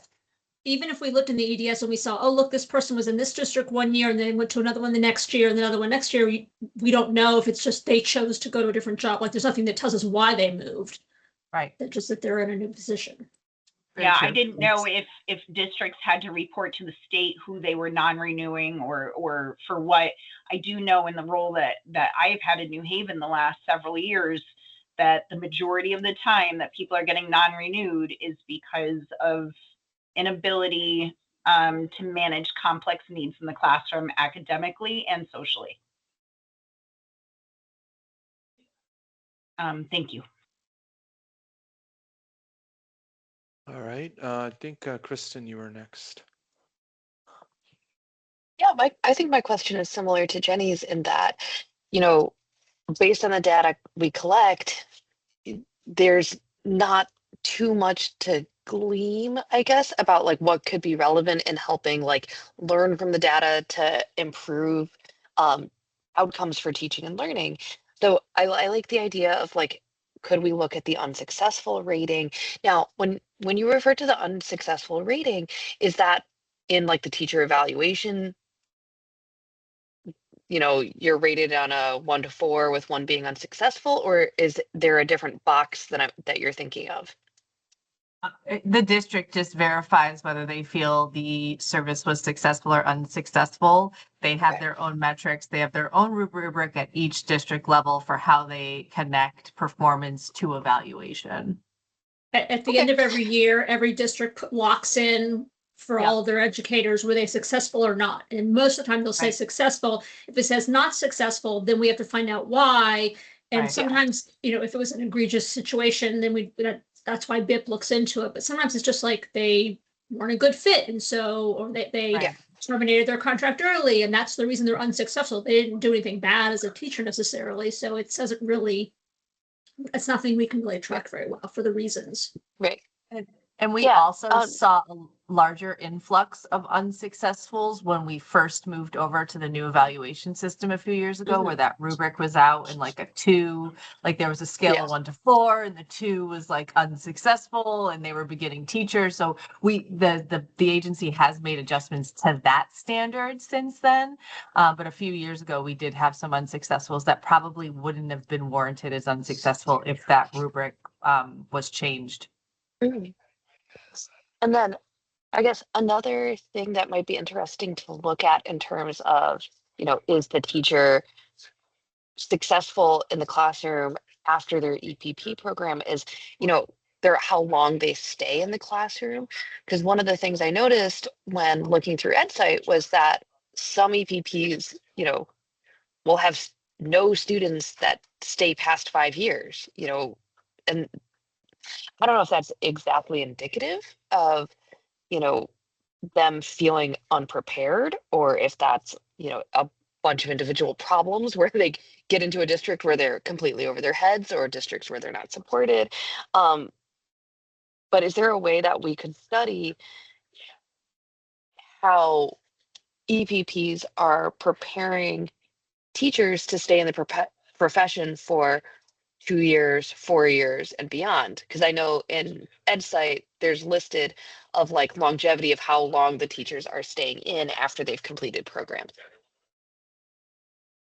Yeah, we do have the employment persistence that they're employed in the 4th year after completing the program. So that's how far we go. But that also has its limitations because it doesn't include out-of-state employment. So I think all of these things come with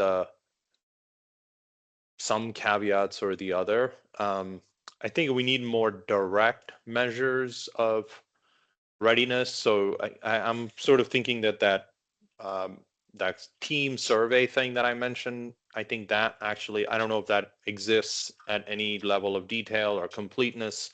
That could be something that maybe provides some feedback, and we could talk to the BU colleagues as well to see if they have other ideas from other states in terms of doing this. And perhaps our program level characteristics might be useful. Again, it doesn't talk about the effectiveness sort of once they're placed, but that might help us differentiate what's actually working well as well. So we do have, statewide, we do actually show pretty strong retention, and then obviously you can look at it by EPP as well. Sometimes the EPPs are pretty tiny, so that they don't have as many graduates to begin with. So, and we have minimum reporting rules. If it goes below a certain number, then we don't show it. So some of it might be because of that, not because of an actual zero, if you will. Yeah. Thank you. Yep, no problem. Thank you, Ajit. Thank you, Kristen. Does anyone else? Thank you, Jen. Is there any other questions? All right, perfect. Thank you so much, Ajit. Just to kind of ground ourselves a little bit, if you haven't had a chance to, do some light reading into the statute or the public act on the area that we are looking for this information to be relevant to.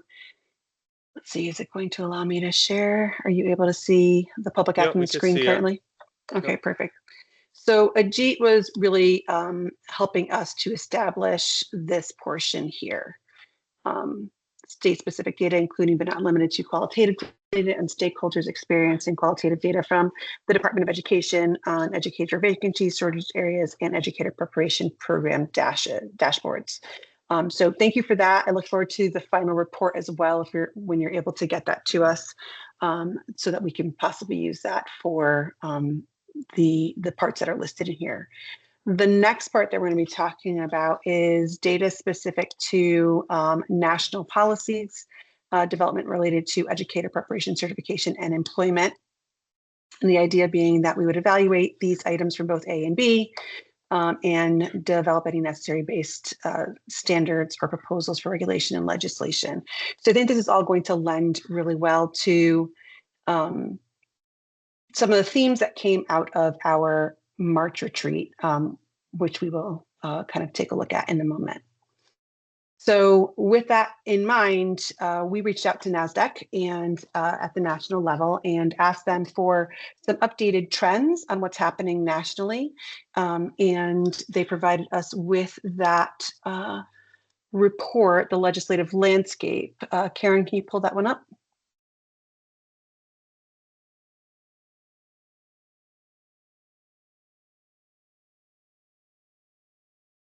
Thank you. Make it a little bit bigger.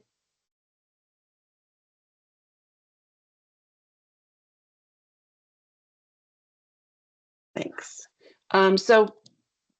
Within this, they went through and they provided things on educator preparation, educator certification and licensure, residency and apprenticeship trends, and educator employment and compensation, as well as math and reading literacy, and then major trends across all states. And they also linked the language at the bottom for different bills in different states and what their status is, whether engrossed, introduced, or failed. So within that, it gives us a understanding of what's happening across the nation and the things that are being looked at across the nation. If you go up to where it says major trends across the states, Karen. So some of the major trends, down a little bit. It's right before the complete table. Yeah, and just up slightly.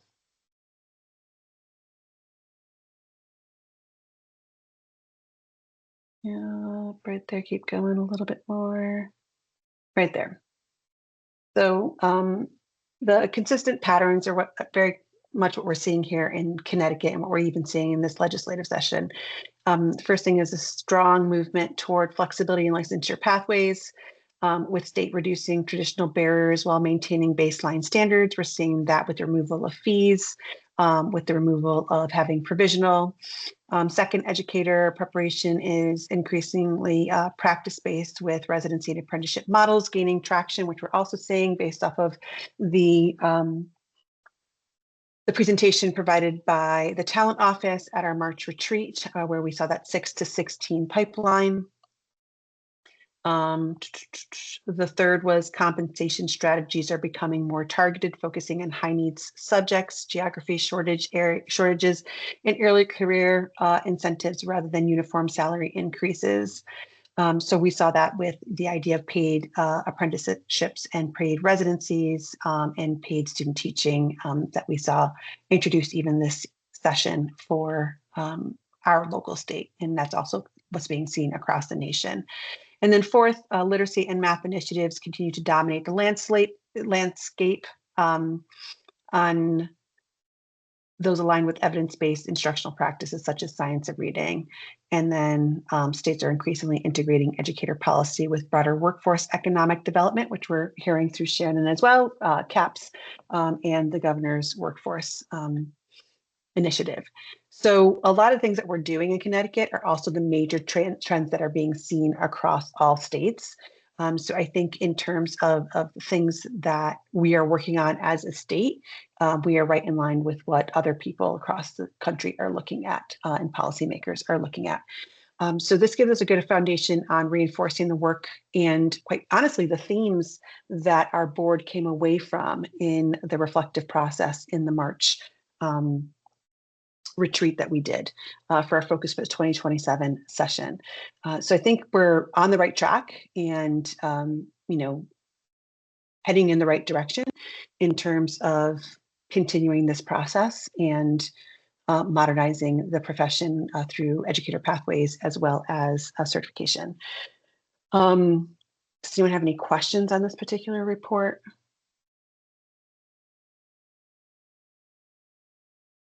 Great. Awesome. Thank you. So we will move then into, and that fulfills pretty much B of the data application for national policy development relating to educator preparation and certification and development. NASDAQ's got a person who quite literally monitors all legislation across the country and organizes it and pulls that information. So in terms of yearly, we could potentially get a yearly report from them to keep on those trends to fulfill this. But I think that we might want to consider an amendment to the Part A of Section 12B, 12BA, based on what Ajit is saying on that state-specific data. That maybe it's not a yearly report, but a biannual report, that we can then start looking at ways that we can incorporate things like the unsuccessful data points and employment persistence for the 4 years. And then, looking at that team survey and what comes out of that team survey as well. That would be something for the 2027 session if we were going to write something up to amend that to change the deadlines and the biannualness from annual to biannual on that section. All right. So we will then move into, seeing no additional comments or questions there, we will move into we've done our updates, our presentations. So next is Karen's presentation on the proposal template.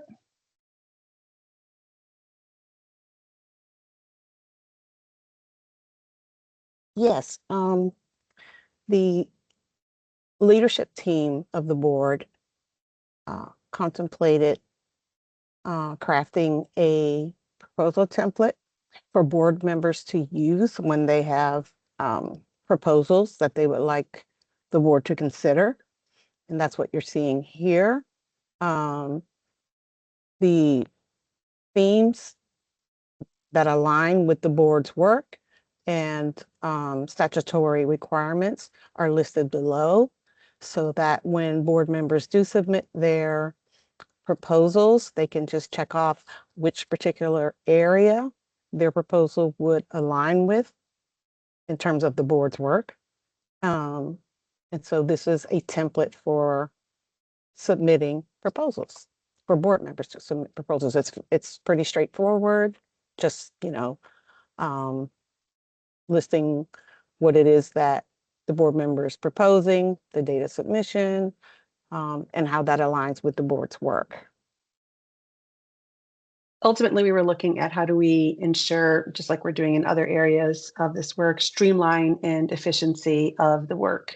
Karen has to submit a report to the State Board of Education in order for it to be on their agenda. And this very much aligns with the parts of that report to allow her to be able to then take that information, expand on it, add statutory information to it, and write those reports in such a way that they are consistent to the State Board of Education.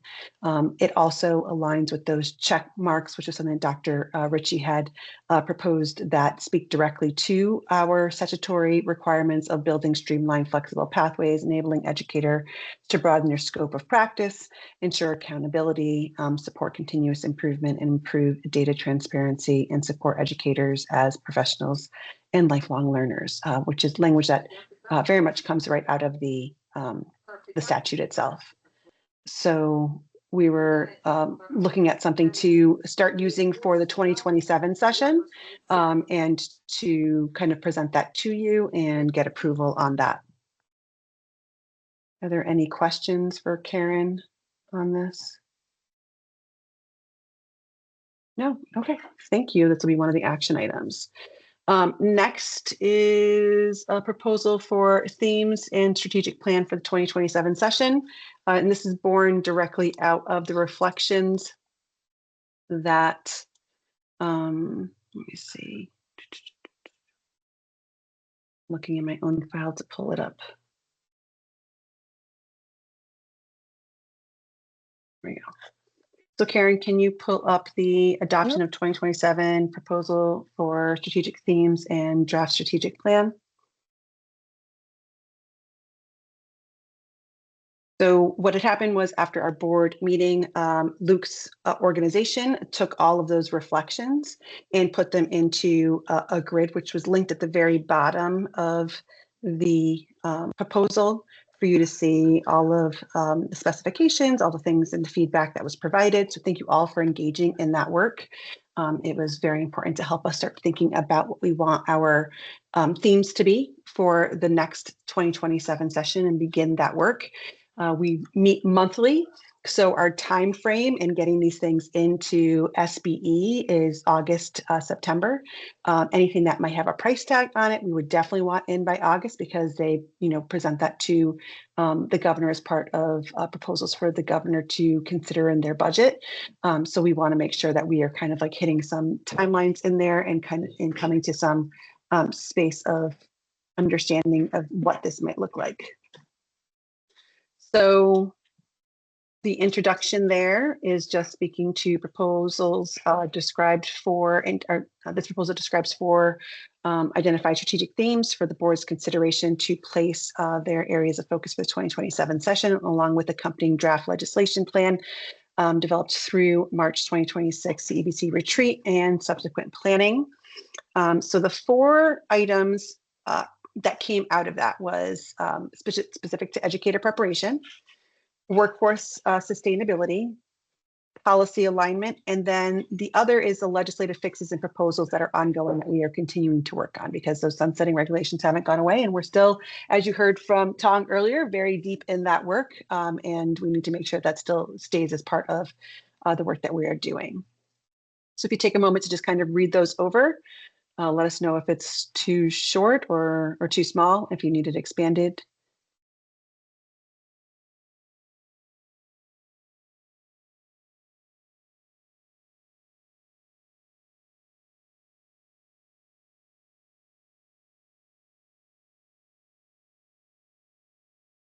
One of the things that Dr. Ritchie brought up was that we wanted to make sure there's still a level of allowing for additional proposals. That's why we had the proposal template set up that people can still bring to the board in addition to these themes or as part of these themes. So these aren't saying that we are closing off doors to anything else. It's just saying that our primary focus of the work that we will be doing as a leadership group will be around this, that we bring to the board to continue that work and move it forward.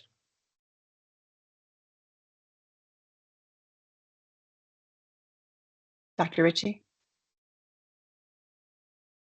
Thank you. Yeah, so this we thought was a tool for high-level themes. So the word themes are broad, but additional work would have to be done by the board to identify specific goals for each of the themes. So this is where the backwards mapping that we were talking about comes in, where we would then build, if we agree to themes, and they could be these or others, then the vision is to really make a strategic plan, which has your themes, your high-level goals, your objectives with timelines, and then work backwards to make sure we accomplish the goals that we set forth for next year. So that's kind of the big picture of this. This is part one, where it's setting the themes of focus. So I think the goal here was for discussion from the board on your thoughts on really a tool for a template to start the work to get it mapped out where we can do some backwards design and mapping with tangible outcomes and timelines of what we're expected to do between now and the end of next year. Thank you. Kristen, go ahead. So number one, under educator preparation, for inconsistent funding and sustainable funding, is that inconsistent funding at the district level or inconsistent funding of like the talent office asks? I guess for that particular line, I would want a little bit more specificity because it's a very different thing to ask for consistent funding across 170 school districts. So I just want to know what that particular section was aimed at. I think that came out of the reflections as being specific to that 6 to 16 pipeline and how there isn't that line item of funding that, that we've had philanthropical funding that have supported that work, thankfully. And not but we would want it to be more consistent and have like a line item for the state to support that work, if that makes sense. Yeah, so I think it might make sense to add in maybe like inconsistent funding of the 6 to 16 pipeline must be addressed. So that, because there's so many different things that we could be potentially funding, it would, I like the idea of focusing it on the one we discussed at the last meeting. Thank you. Yes, and these all came from the reflections from that meeting. So I think it's a good point. And so I have listed here, make the potential adjustment at the end of inconsistent funding of the 6 to 16 pipeline. All right, Margaret? So Kristen actually had part of my confusion as well. I think when it starts with educator preparation in number 1, I went right to EPPs. And so I understand what you're saying about the data that was presented about the scholarship type programs and incentive programs and whatnot. So I think just clarifying that piece so that it doesn't seem like maybe educator preparation is not the right header for number 1, because we're talking more about incentivizing folks into the field. Do you have a recommendation for a better title? Well, I think based on what you said, we were talking a lot more about recruitment. And so maybe, or even to Kristen's point about educator recruitment pathways, something like that. How about educator recruitment and retention? Good. Okay, I got Thanks. it written down. Thank you. Dr. Ritchie? Thank you. Yes, I'm looking at this again as a tool where it's 2 parts. Maybe for the sake of getting started, we break it apart into part 1 and part 2. So part 1 would be the themes. I think the language that Jen, and correct me if I'm wrong, but I think you took the language from the survey from March and kind of synthesized it and then plugged it in next to the high level number 1, 2, 3, 4. So if we practice the exercise of just not looking at the language, but just looking at the header, the theme, I think that's part 1. Do we agree to the 4 themes? And perhaps we agree on like 1 meeting, or perhaps it takes a couple meetings. But then after we agree on the themes, we write specific goals. Does that make sense? So I think the language Jen typed in here was to kind of introduce the theme. But I don't think this is a strategic plan yet. It's a draft of ideas. We still need to build a strategic plan, which would have the specific measurable goals. So for example, back to number 1, if we agree it's called educator preparation or recruitment and retention or something else, then maybe we have 3 goals under that with a specific objective. And that's where you can tie in a goal for funding or a goal for a statewide system, what that would look like, or a goal for recruitment. I think once we get to the part where it lists what the draft rollout would be, that would be a good place for us to have that conversation. But because we're talking specifically about themes right now, I think that the conversation is appropriate in terms of educator recruitment, retention, answering some questions on that 6 to 16 pipeline. Does anyone else have anything on those 4 that we should consider there? Because as was said, these are kind of overarching themes that we would dive into more. We just need to get approval from the board that they agree with these themes. And then we would kind of dive in a little bit deeper after that. All right, so workforce sustainability, is everyone good with the language there?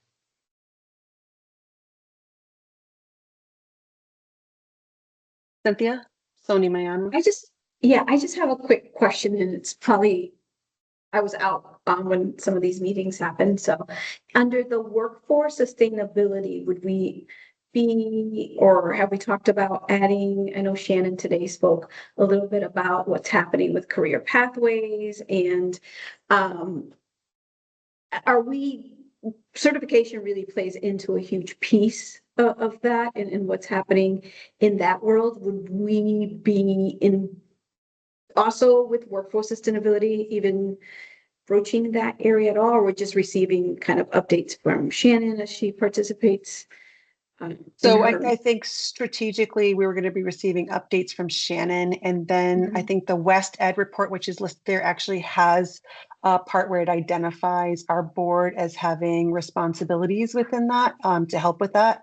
So I think that there's opportunities that will come up along the way, but I think that their rollout, it will just depend on where they are with like the West Ed report and how SDE is using the West Ed report and where our inroads are with that, which is why I put the West Ed report in there. Yep.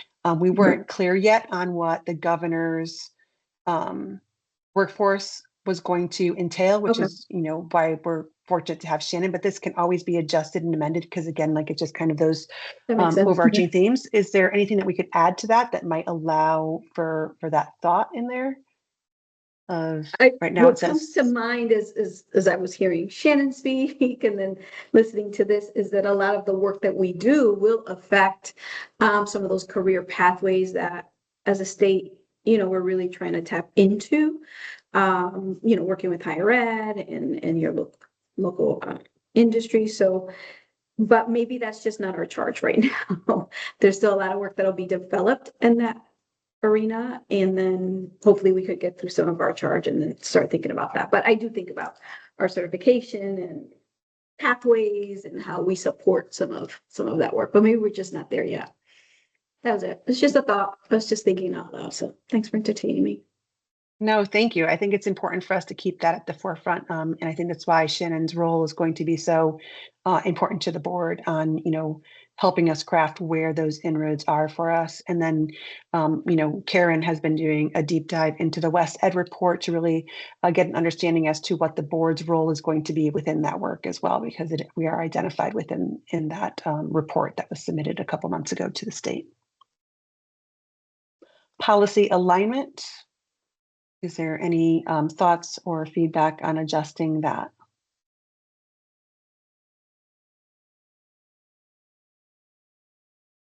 Okay. And then the legislative fixes and proposals include items currently on the 2025-26 regulations and proposals tracker. Those were all the ones that Representative Leeper said that would not move forward this session, but that we should resubmit them to them in the next session, as well as sunsetting regulations, which came out as a major theme, ensuring that we get those done. Wholeheartedly agree. And then this, ensures continuity across sessions, alignment for priorities, and structured pipeline for policy development and implementation. Is there anything that we need to add to that to ensure that flexibility that I think Cynthia was talking about earlier? Of any additional themes that might come up along the way.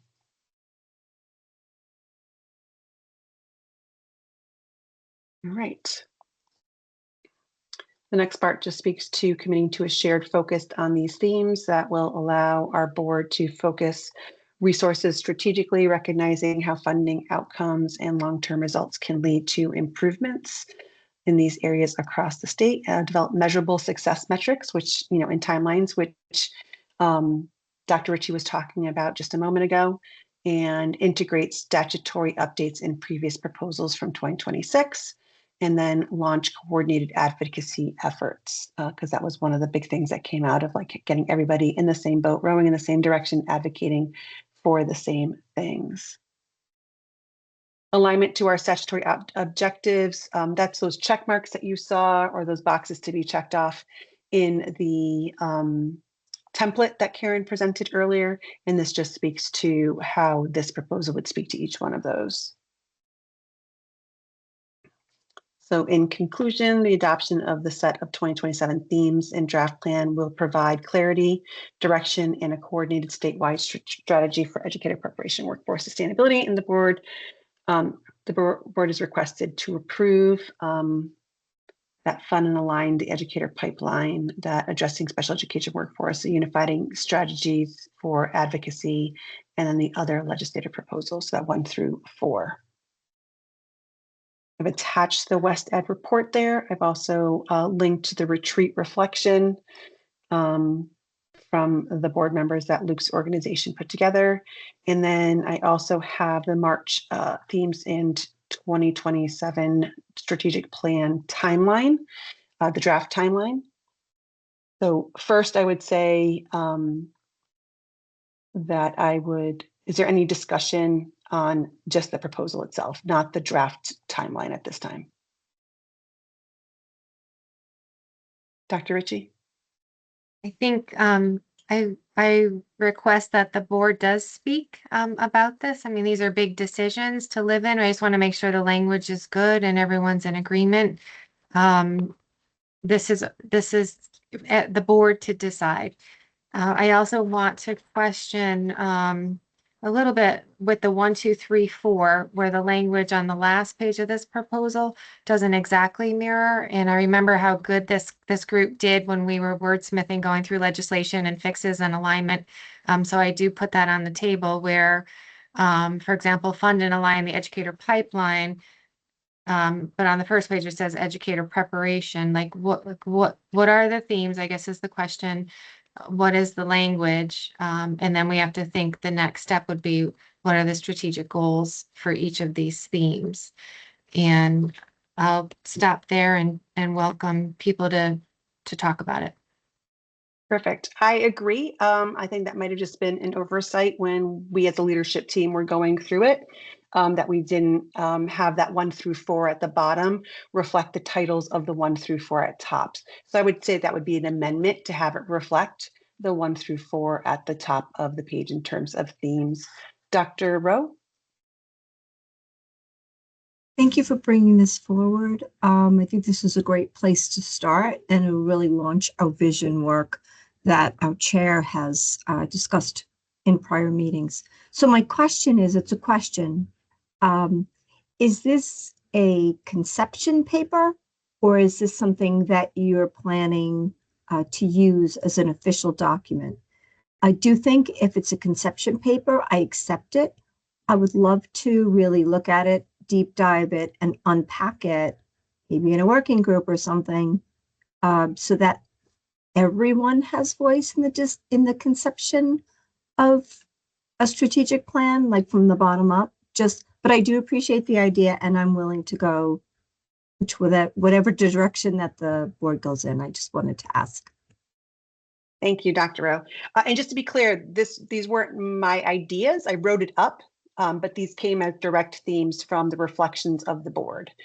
So this wasn't something that I kind of like pulled from the atmosphere.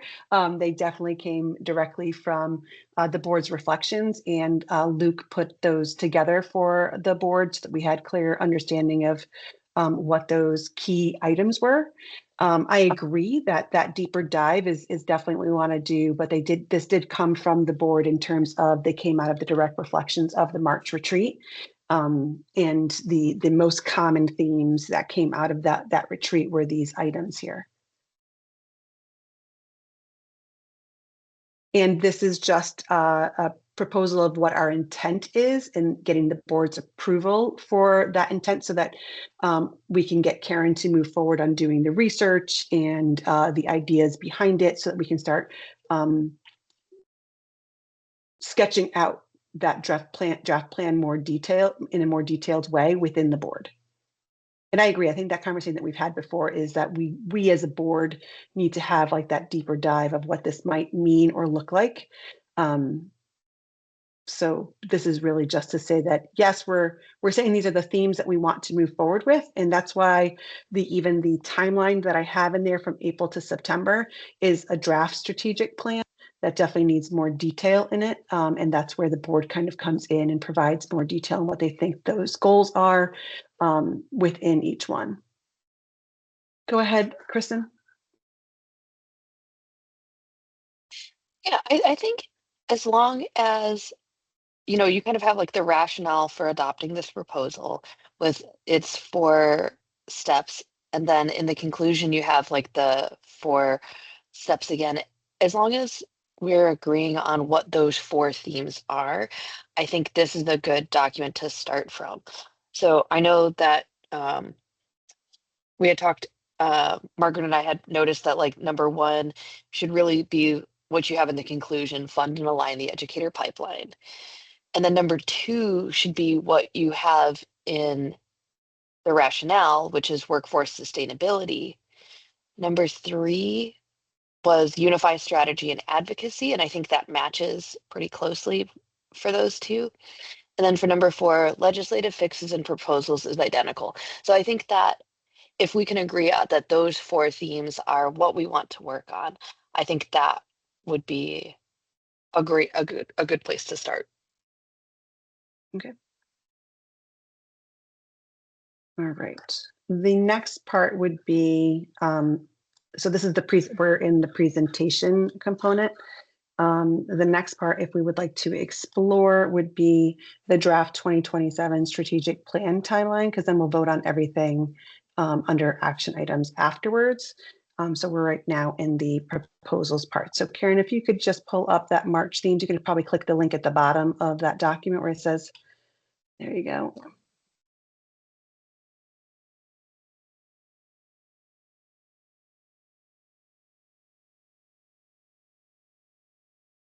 So this is, these were like the top three, just kind of note taking of what the top three themes were that came out of it from the March retreat. And then if you go down a little bit farther, you'll see a draft strategic timeline from April to September. April being, again, this is a draft. And, as we go along, we can certainly adjust and have conversations around that. But April is, virtual full group meeting, finalized top 3 to 4 themes. And then we have those kind of listed in there, define successful metrics, which is what Dr. Ritchie was talking about earlier. Begin governor budget pathway exploration, which is just understanding the governor's budget in case there are any things that we need to have proposed in by deadlines, and identify major funding categories. The things that came out of the reflections were apprenticeship and residency, and then CEPC infrastructure facilitator, legal counsel, and research. And then it goes into May.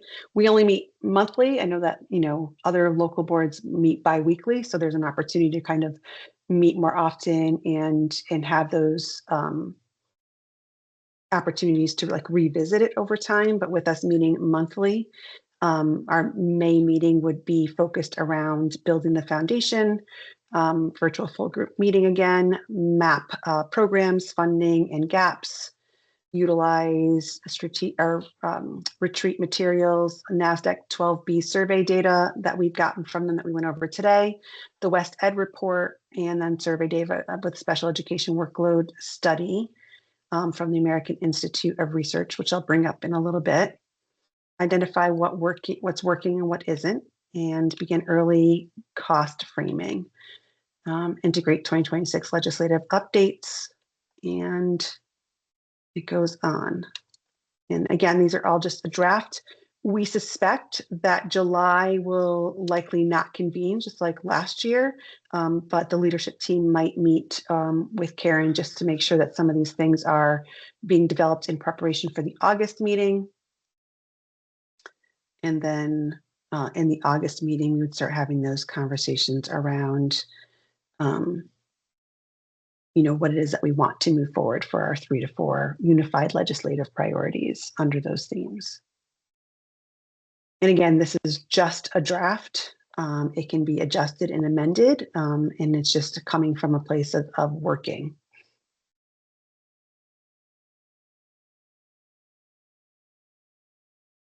I hope it identifies or speaks to some of the things that were brought up earlier. Dr. Ritchie? Thank you. Could you go back to page 1 for a second, please? Sure.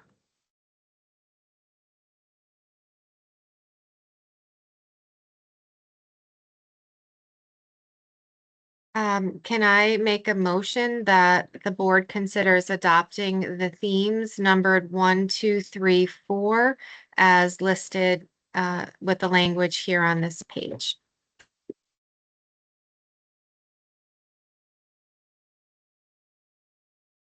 I just want to make sure that I understand, as opposed to what's listed on the other page or in replacement of the proposal, because they're two different things. There's a proposal for our themes, and then this is just a themes rehash, and then the strategic plan. I'm thinking that number 1 aligns better to the goals of the committee. So I guess my proposal would be to swap what you had on the other document with the fund and align. Number two, I'm not sure, to others' point, if we call out special ed or we call out shortage areas. You know, not remember, themes are big, are broad. Number three, I think works, and then I can't see number four on my screen, but I have it. I think the legislative fixes works. So my opinion is, like, my goal and my suggestion for today would be to identify maybe just the themes and then give the board time to review the next steps at the next meeting. That's my opinion. Thank you. All right. So just to be clear, I just want to make sure that we understand, Cynthia. So this document is just kind of breaking down the things that we would need to do for each one. The other document was speaking to the themes and the why of the themes. So the proposals for themes is the other one. This is just, these bullet points are, just want to make sure that I'm clear. These bullet points are just, you know, what we would use as part of the strategic plan to fulfill each theme. Right. I hear you. What I'm saying is I think the whole group should decide what we need to do, or evaluate and consider these suggestions, but I think we need to have discussion about exactly what the accomplishment would be from the group. And these could be like some seed thoughts, but I don't think they should be drafted yet if we all have to chime in on what we want to do on these areas. Okay, thank you. So you had a proposal, you had a motion on the board, or a motion. Was there a second to the motion of using this as the themes as opposed to what's in the themes proposal? Kristen, did you second that, or is that just a different question? There is no second at this time, so that motion fails. Okay. Kristen, was there something you wanted to ask about this specifically? Because I do see that a hand is up.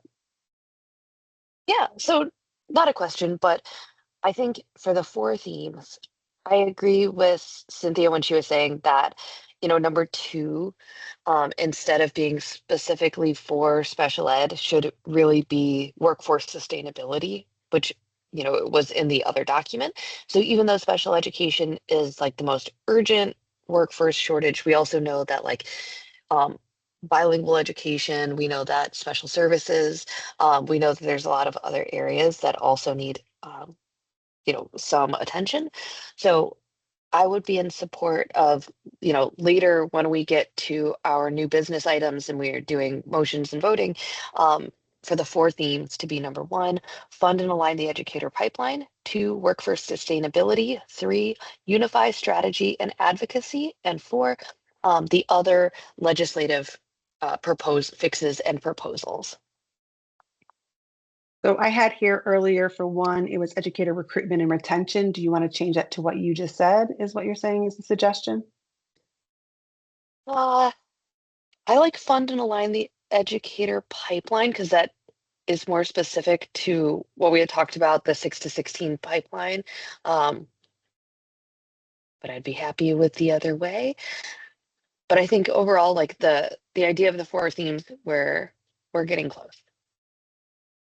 Okay, so I just want to make sure that I wrote them down because you spoke very quickly. Fund and align the educator pipeline is a possibility for one. Two, keep workforce sustainability. Three, you said policy alignment, or was there something else? Unify strategy and advocacy. Is what's written in the conclusion of the first document. And yep. Sure. And then the fourth would still be the legislative fixes and proposals then? Mm-hmm. Okay. So I'm just writing them down so that if it comes up as a motion later on, I don't have to ask everyone to repeat it again. So thank you. Dr. Rowe, go ahead. Thank you. Unify strategy and advocacy. A lot of the work that we do at AACTE has to do with advocating to our legislators. A lot of the work that we're going to be doing in advocacy or even unified strategy with bullet number 3, need 1 through 3, clear legislative priorities. I'm not sure why either the word legislative is not in line item 3, or if that's not just a bullet underneath unified strategy and advocacy.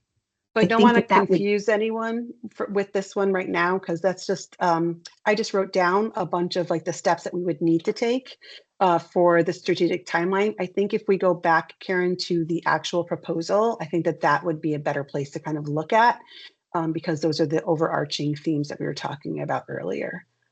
So Karen. All right. And see if that makes better sense the way it's written there for you, Dr. Rowe.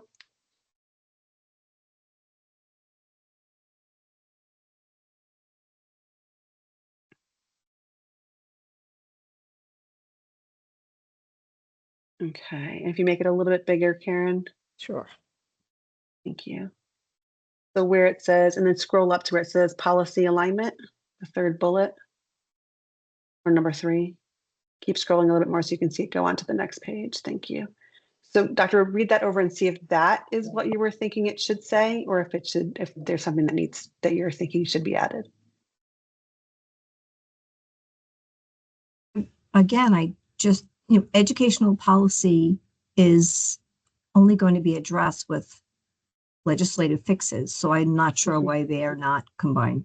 That's just my recommendation.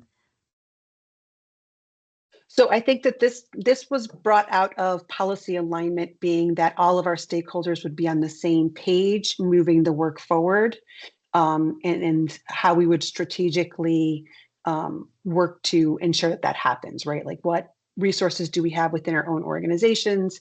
How do we push that forward with those legislative priorities?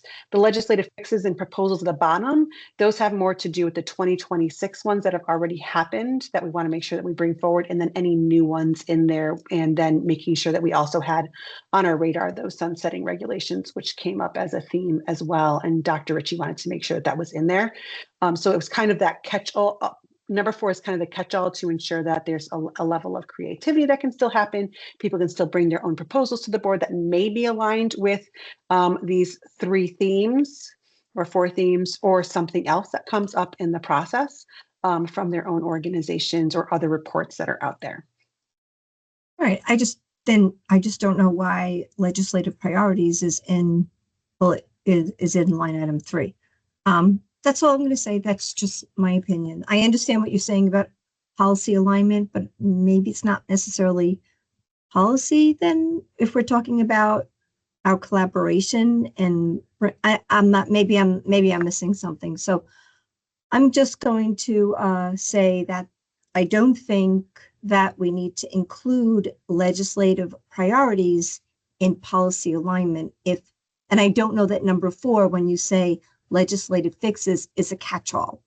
I think it's very clear that it's a legislative priority.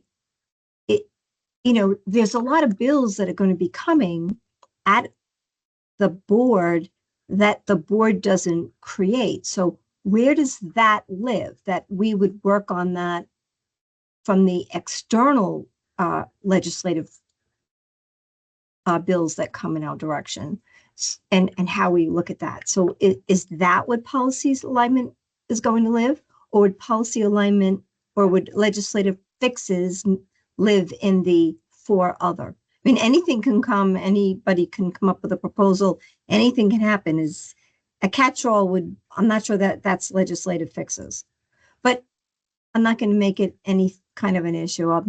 That's just my opinion. Okay, thank you. You bring up a good point in terms of, like, we had a couple of those come up this year. There was that one about taking so many credits on behavioral management this year, and we weighed in on, I think within the course of the session, Karen would be monitoring the legislation that's coming out. Dr. Ritchie did a solid this year in terms of forwarding us information on any legislation that was coming out related to education. And then, when we convene, taking a stand on them, and then writing up public participation if we support or if we have recommendations on how to adjust them, which is what we did, this current session. So I guess the question would be, like, where does that live, or does that become just part of our working protocol, session in and session out? of monitoring and become part of, Karen's responsibilities of monitoring that those legislative proposals that come out in general from other organizations that we have no control over. Kristen, your hand was up. Did you still have something, or you? Nope, all set. Thank you. Okay, perfect. All right. Thank you all for the discussion on these. I appreciate it. I think that it was important and good information to have there. I think we're moving now into our action items, having had discussion. The first proposal is approval of the presentations from the Performance Office as well as NASDAQ, with a tentative approval of getting the final report from BU and the Performance Office to submit for our July 1st deadline. I think we've got some room here, but that would be, I would cater a motion to approve the Performance Office and NASDAQ presentations to fulfill 12B of our statutory responsibilities.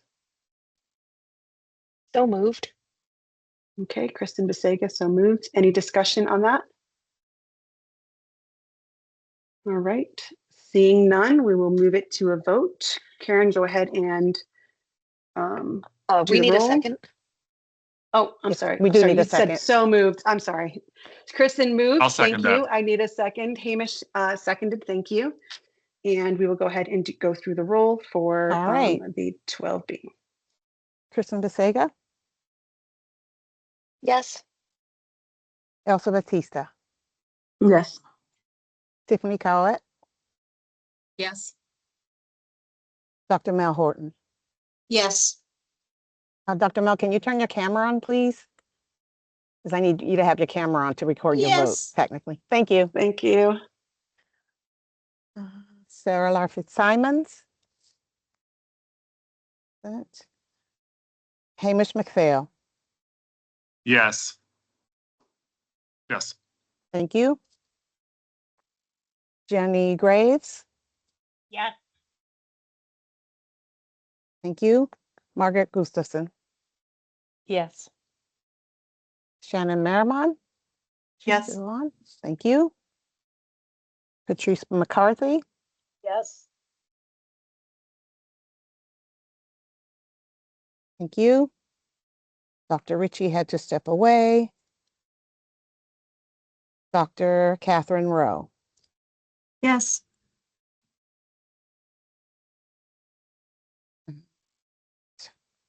Jen Rodriguez Yes. and Cynthia Sone Moñano. Yes. Bob's not here, correct? Right, he is not on. Yes. So that Okay. motion carried, Madam Chair.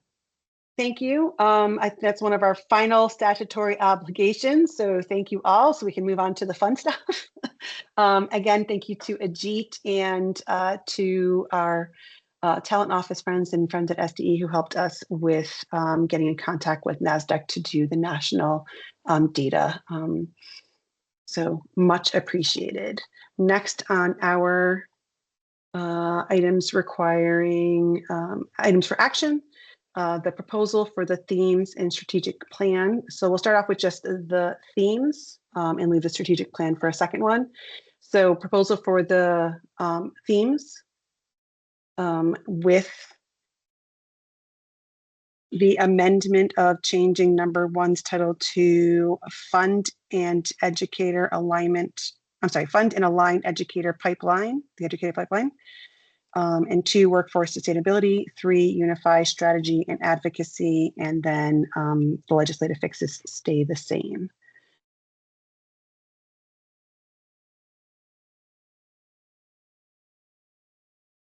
We would need a motion, or I think I said I would cater a motion to do those things. So moved, Patrice. Patrice, thank you, Patrice. you. Do we have a second? Seconded, Kristen. Thank you. Perfect, thank you. All right, any discussion on that?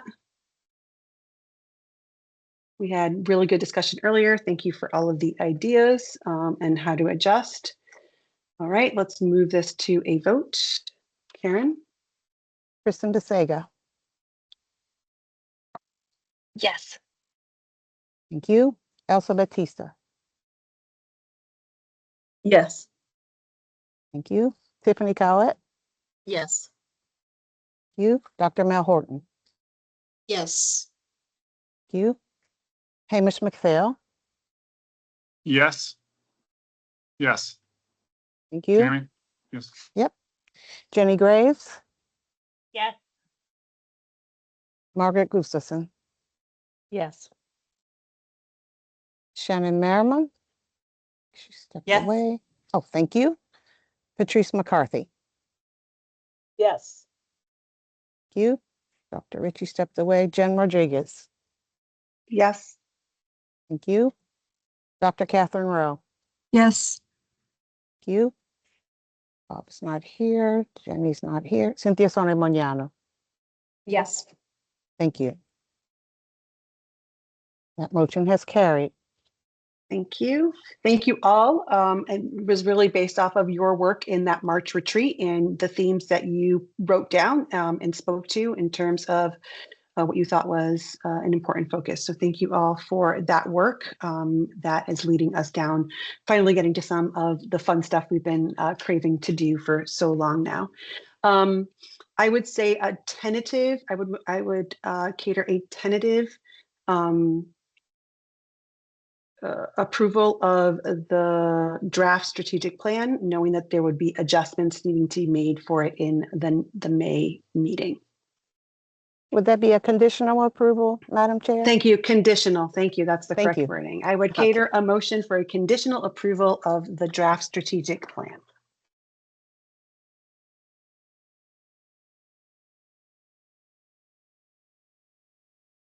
This is Catherine. I will make a proposal for accepting the draft strategic plan. Strategic plan.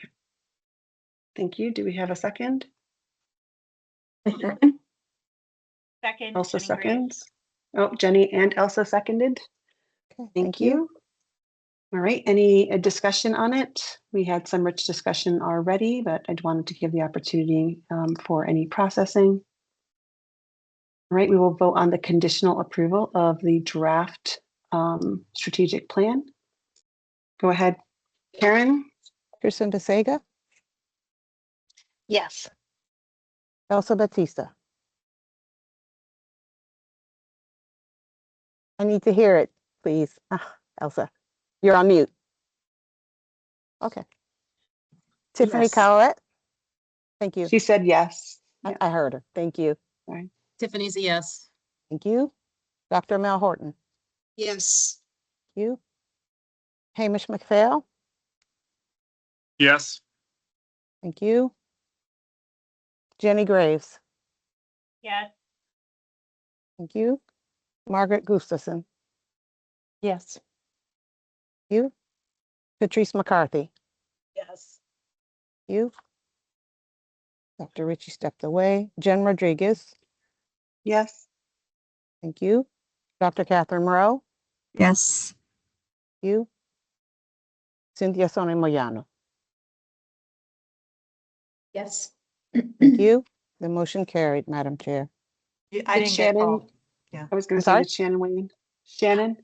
Yep. Yes. Oh, sorry. Thank you, Shannon. All right. Thank you. And we will continue doing more work on this at our May meeting, but this will allow us to start getting materials prepared and writing out what that might look like and what our goals would be as a total group. So thank you for the work around this and the important conversation. So next would be the proposal for the template that our board agrees to using that template as we present proposals for the board to consider. So I would cater a motion to accept the proposal for the proposal template. So moved, Kristen. And I'll second Hamish. Hamish, thank you. All right. And if we can go through the roll, and this will be the last time we have to do the roll. All right. Kristen DeSega. Yeah. Thank you. Elsa Batista. Yes. Thank you. Tiffany Cowett. Yes. Thank you. Dr. Mel Horton. Yes. Thank you. Hamish McPhail. Yes. Thank you. Jenny Graves. Yes. Thank you. Margaret Gustafson. Yes. Thank you. Shannon Merriman. Yes. Thank you. Patrice McCarthy. Yes. Thank you. Jen Rodriguez. Yes. Thank you. Dr. Catherine Rowe. Yes. Thank you. Cynthia Sonia Moyano. Yes. Thank you. The motion carried, Madam Chair. Thank you. With us having about 30 minutes of additional time, and we've gotten through the majority of what has been proposed, we got through all of what has been proposed for today. I think this might be a good time for us to actually go through that draft and see if there's any idea generating that we want to add to that at this time. So Karen, if you could bring it up, just discussion around it, and then we can have something finalized to bring to the board for May, but kind of, allowing that opportunity for open discussion and ideas generating around the themes that we have identified. So if you go to the bottom and you click the link for the draft. Thank you, ma'am. Wait a minute.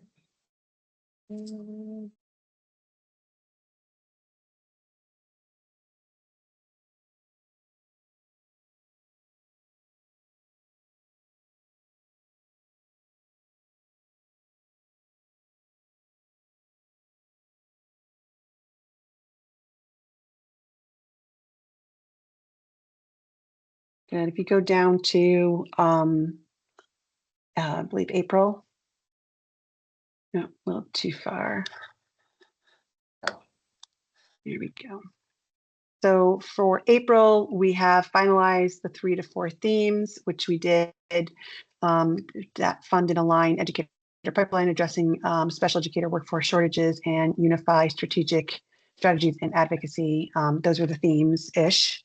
And then define success matrix for each, and given the governor's budget pathway exploration, identify major funding categories. So I can say that we have looked into the governor's budget pathway, and each department for the state submits their wants or asks for the governor's budget in August, is my understanding, but it's each department. So it would be the State Department of Education that would do that.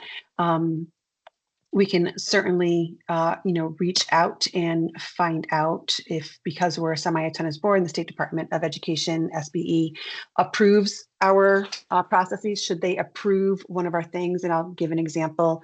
We had that scholarship that was tabled by LPDC for the next session. Would that be something that once it's approved by SBE, that SBE would then put forward to the governor's budget in August, or would that be something that we as the semi-autonomous board then put forward? So that's something that we need to kind of dig into a little bit more and have a clear understanding of. And then identifying major funding areas. So define success matrix for each. So in terms of that, a fund and align educator pipeline, what would we say, or what are our thoughts on success, success matrix for that one, if we wanted to define it?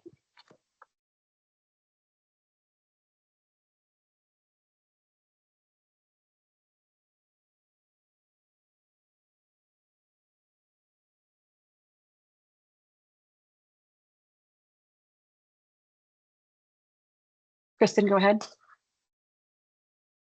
I mean, for fund and align the educator pipeline, like in my head, I see us working with the talent office and, being able to put forward our requests together so that we get permanent funding for things like, all the different pieces that are currently done by like grants and philanthropy right now, so that it's not something that could go away next year, and then we'll have to work on it then. So for funded Align the Educator pipeline, like the metric of success should be like, are we able to advocate for getting the 6 to 16 pipeline fully funded?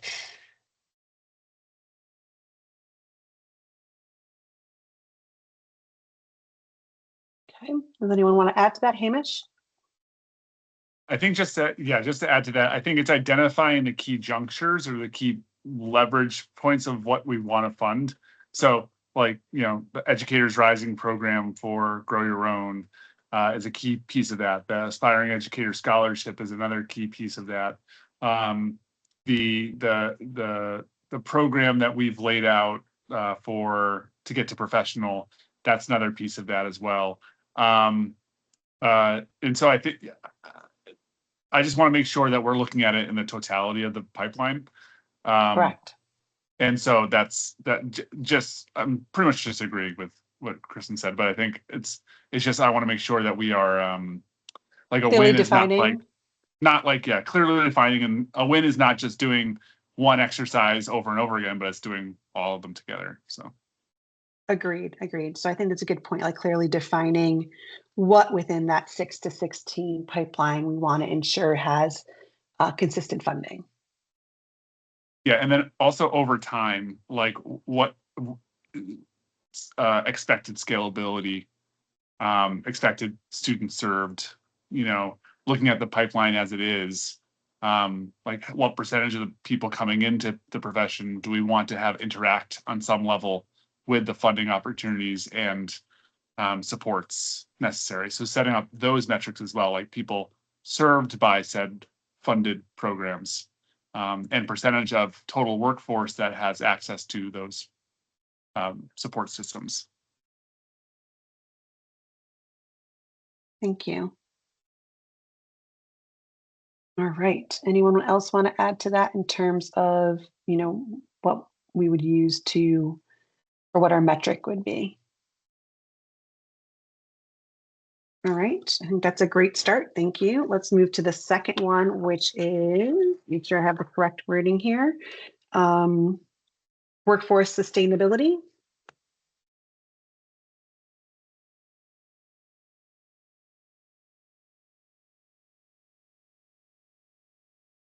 What would be the metrics for that component of it?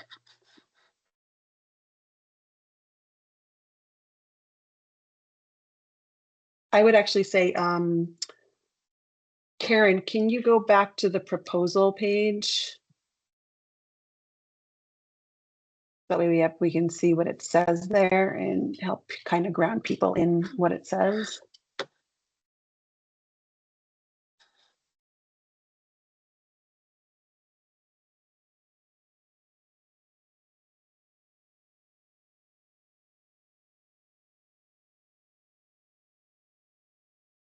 Thank you. And then just scroll down to number 2 so we can see it a little bit clearer and maybe a little bit bigger.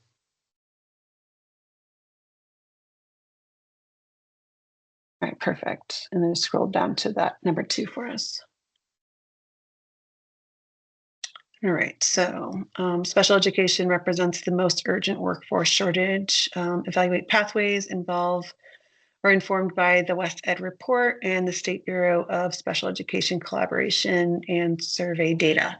So I want to speak to this a little bit because they're called the BSE is the abbreviation for the Bureau. They have actually collaborated with the American Institution of Research, and they're working on a workload case study. And the report, I believe, is going to their department on May 1st, but it will be made public like July 1st. And, some of the data out there around special education is that there's about, I think, 13,800 who hold an active special ed certification, an 065, a 165, a 265, and that there's about 9,292 listed in EDS with an assignment. And of those, 6,979 are assigned in the special ed field. So about 75% of the certified staff are employed in special education assignment. About 640 are in administrative positions. And then there's about 18% of the higher number of 1,670 who are not serving in a special education position, who holds an active special ed cert. In Ajit's numbers, I think today said that there's about 700, 900. I can't remember what the numbering was. I think he said there was 332 certified special education positions open currently, or vacancies, and then there's 922 paraeducator openings. So as we're kind of doing this work, maybe some of the pain points that we want to delve into around special education is, what may or may not be keeping people from using that certification in the field actively. But just kind of like some thoughts in there, but what would be our kind of focus points there? So Kristen and then Patrice. Yeah, this one, I feel like I have a harder time conceptualizing what our like final ask or our metric of success would be, because we are still in like the research phase. We're looking at this West Ed report. We're waiting for the American Institutes of Research study about special ed workload, and it's beyond just special ed. It's about all the different areas in which our workforce is struggling. So I feel like the metric for this doesn't have to be like a specific dollars amount advocated for, or I think we're still in the phase where success would be us being able to go through these reports and come up with our future asks. Maybe in the next year this is the year we spend getting all the data we need, so that we have a goal in mind when we're looking for future proposals. Because this one to me reads more like we need to do some studying first. Okay, thank you. So I've got written down research phase, West Ed report, the AIR report. Patrice? Yeah, I agree with Kristen's comments. And also to remind us that I thought we agreed that this was not going to be just about special ed, but about all of the shortage areas. So I think we need to make sure we broaden our research efforts.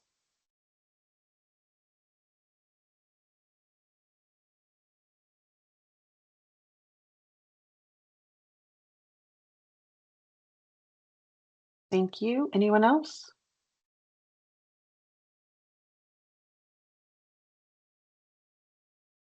All right, so I have written research phase, West Ed report, AIR report, and broaden our research efforts on all shortage areas. Okay, but this one sounds more like it's going to be in a space of research and recommendations, potentially, depending on what that research kind of shows moving forward. All right, and then we have policy alignment, which is number 3.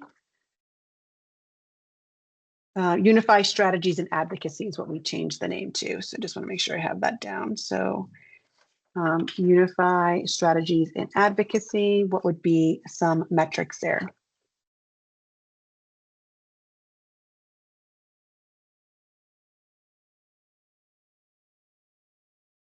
Kristen?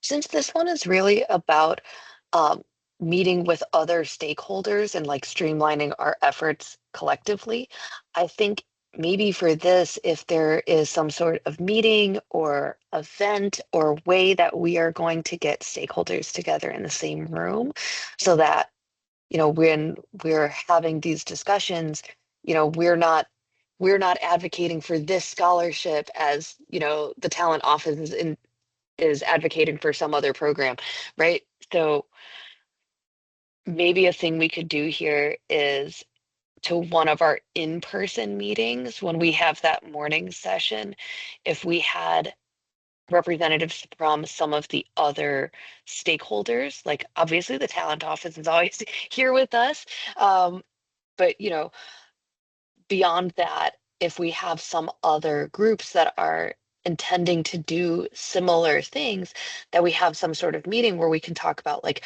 well, these were our priorities. Yes, well, these were our priorities, and here's where we overlap. Yeah, when we had gone to that CPRL convening, they did kind of like a quick round of each person or organization that was represented there, kind of spoke to their legislative priorities. It was very brief, though. It wasn't as deep as maybe we need it to be. I think I would, lean into some of the stakeholders we have here on our board. They tend to host meetings to get people up to speed.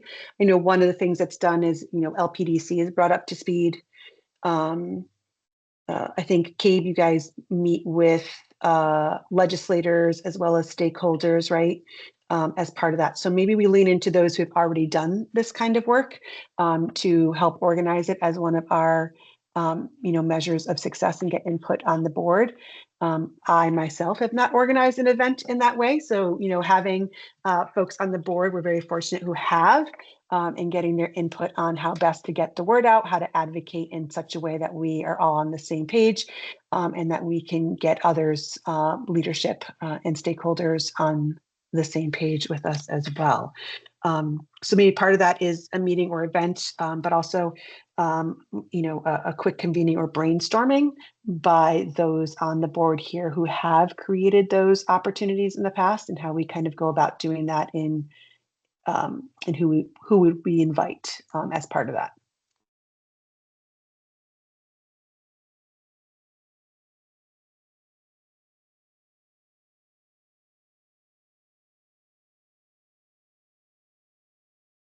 All right, is there any other metrics that we would want to talk about there? All right, and then 4, if we scroll up, Karen.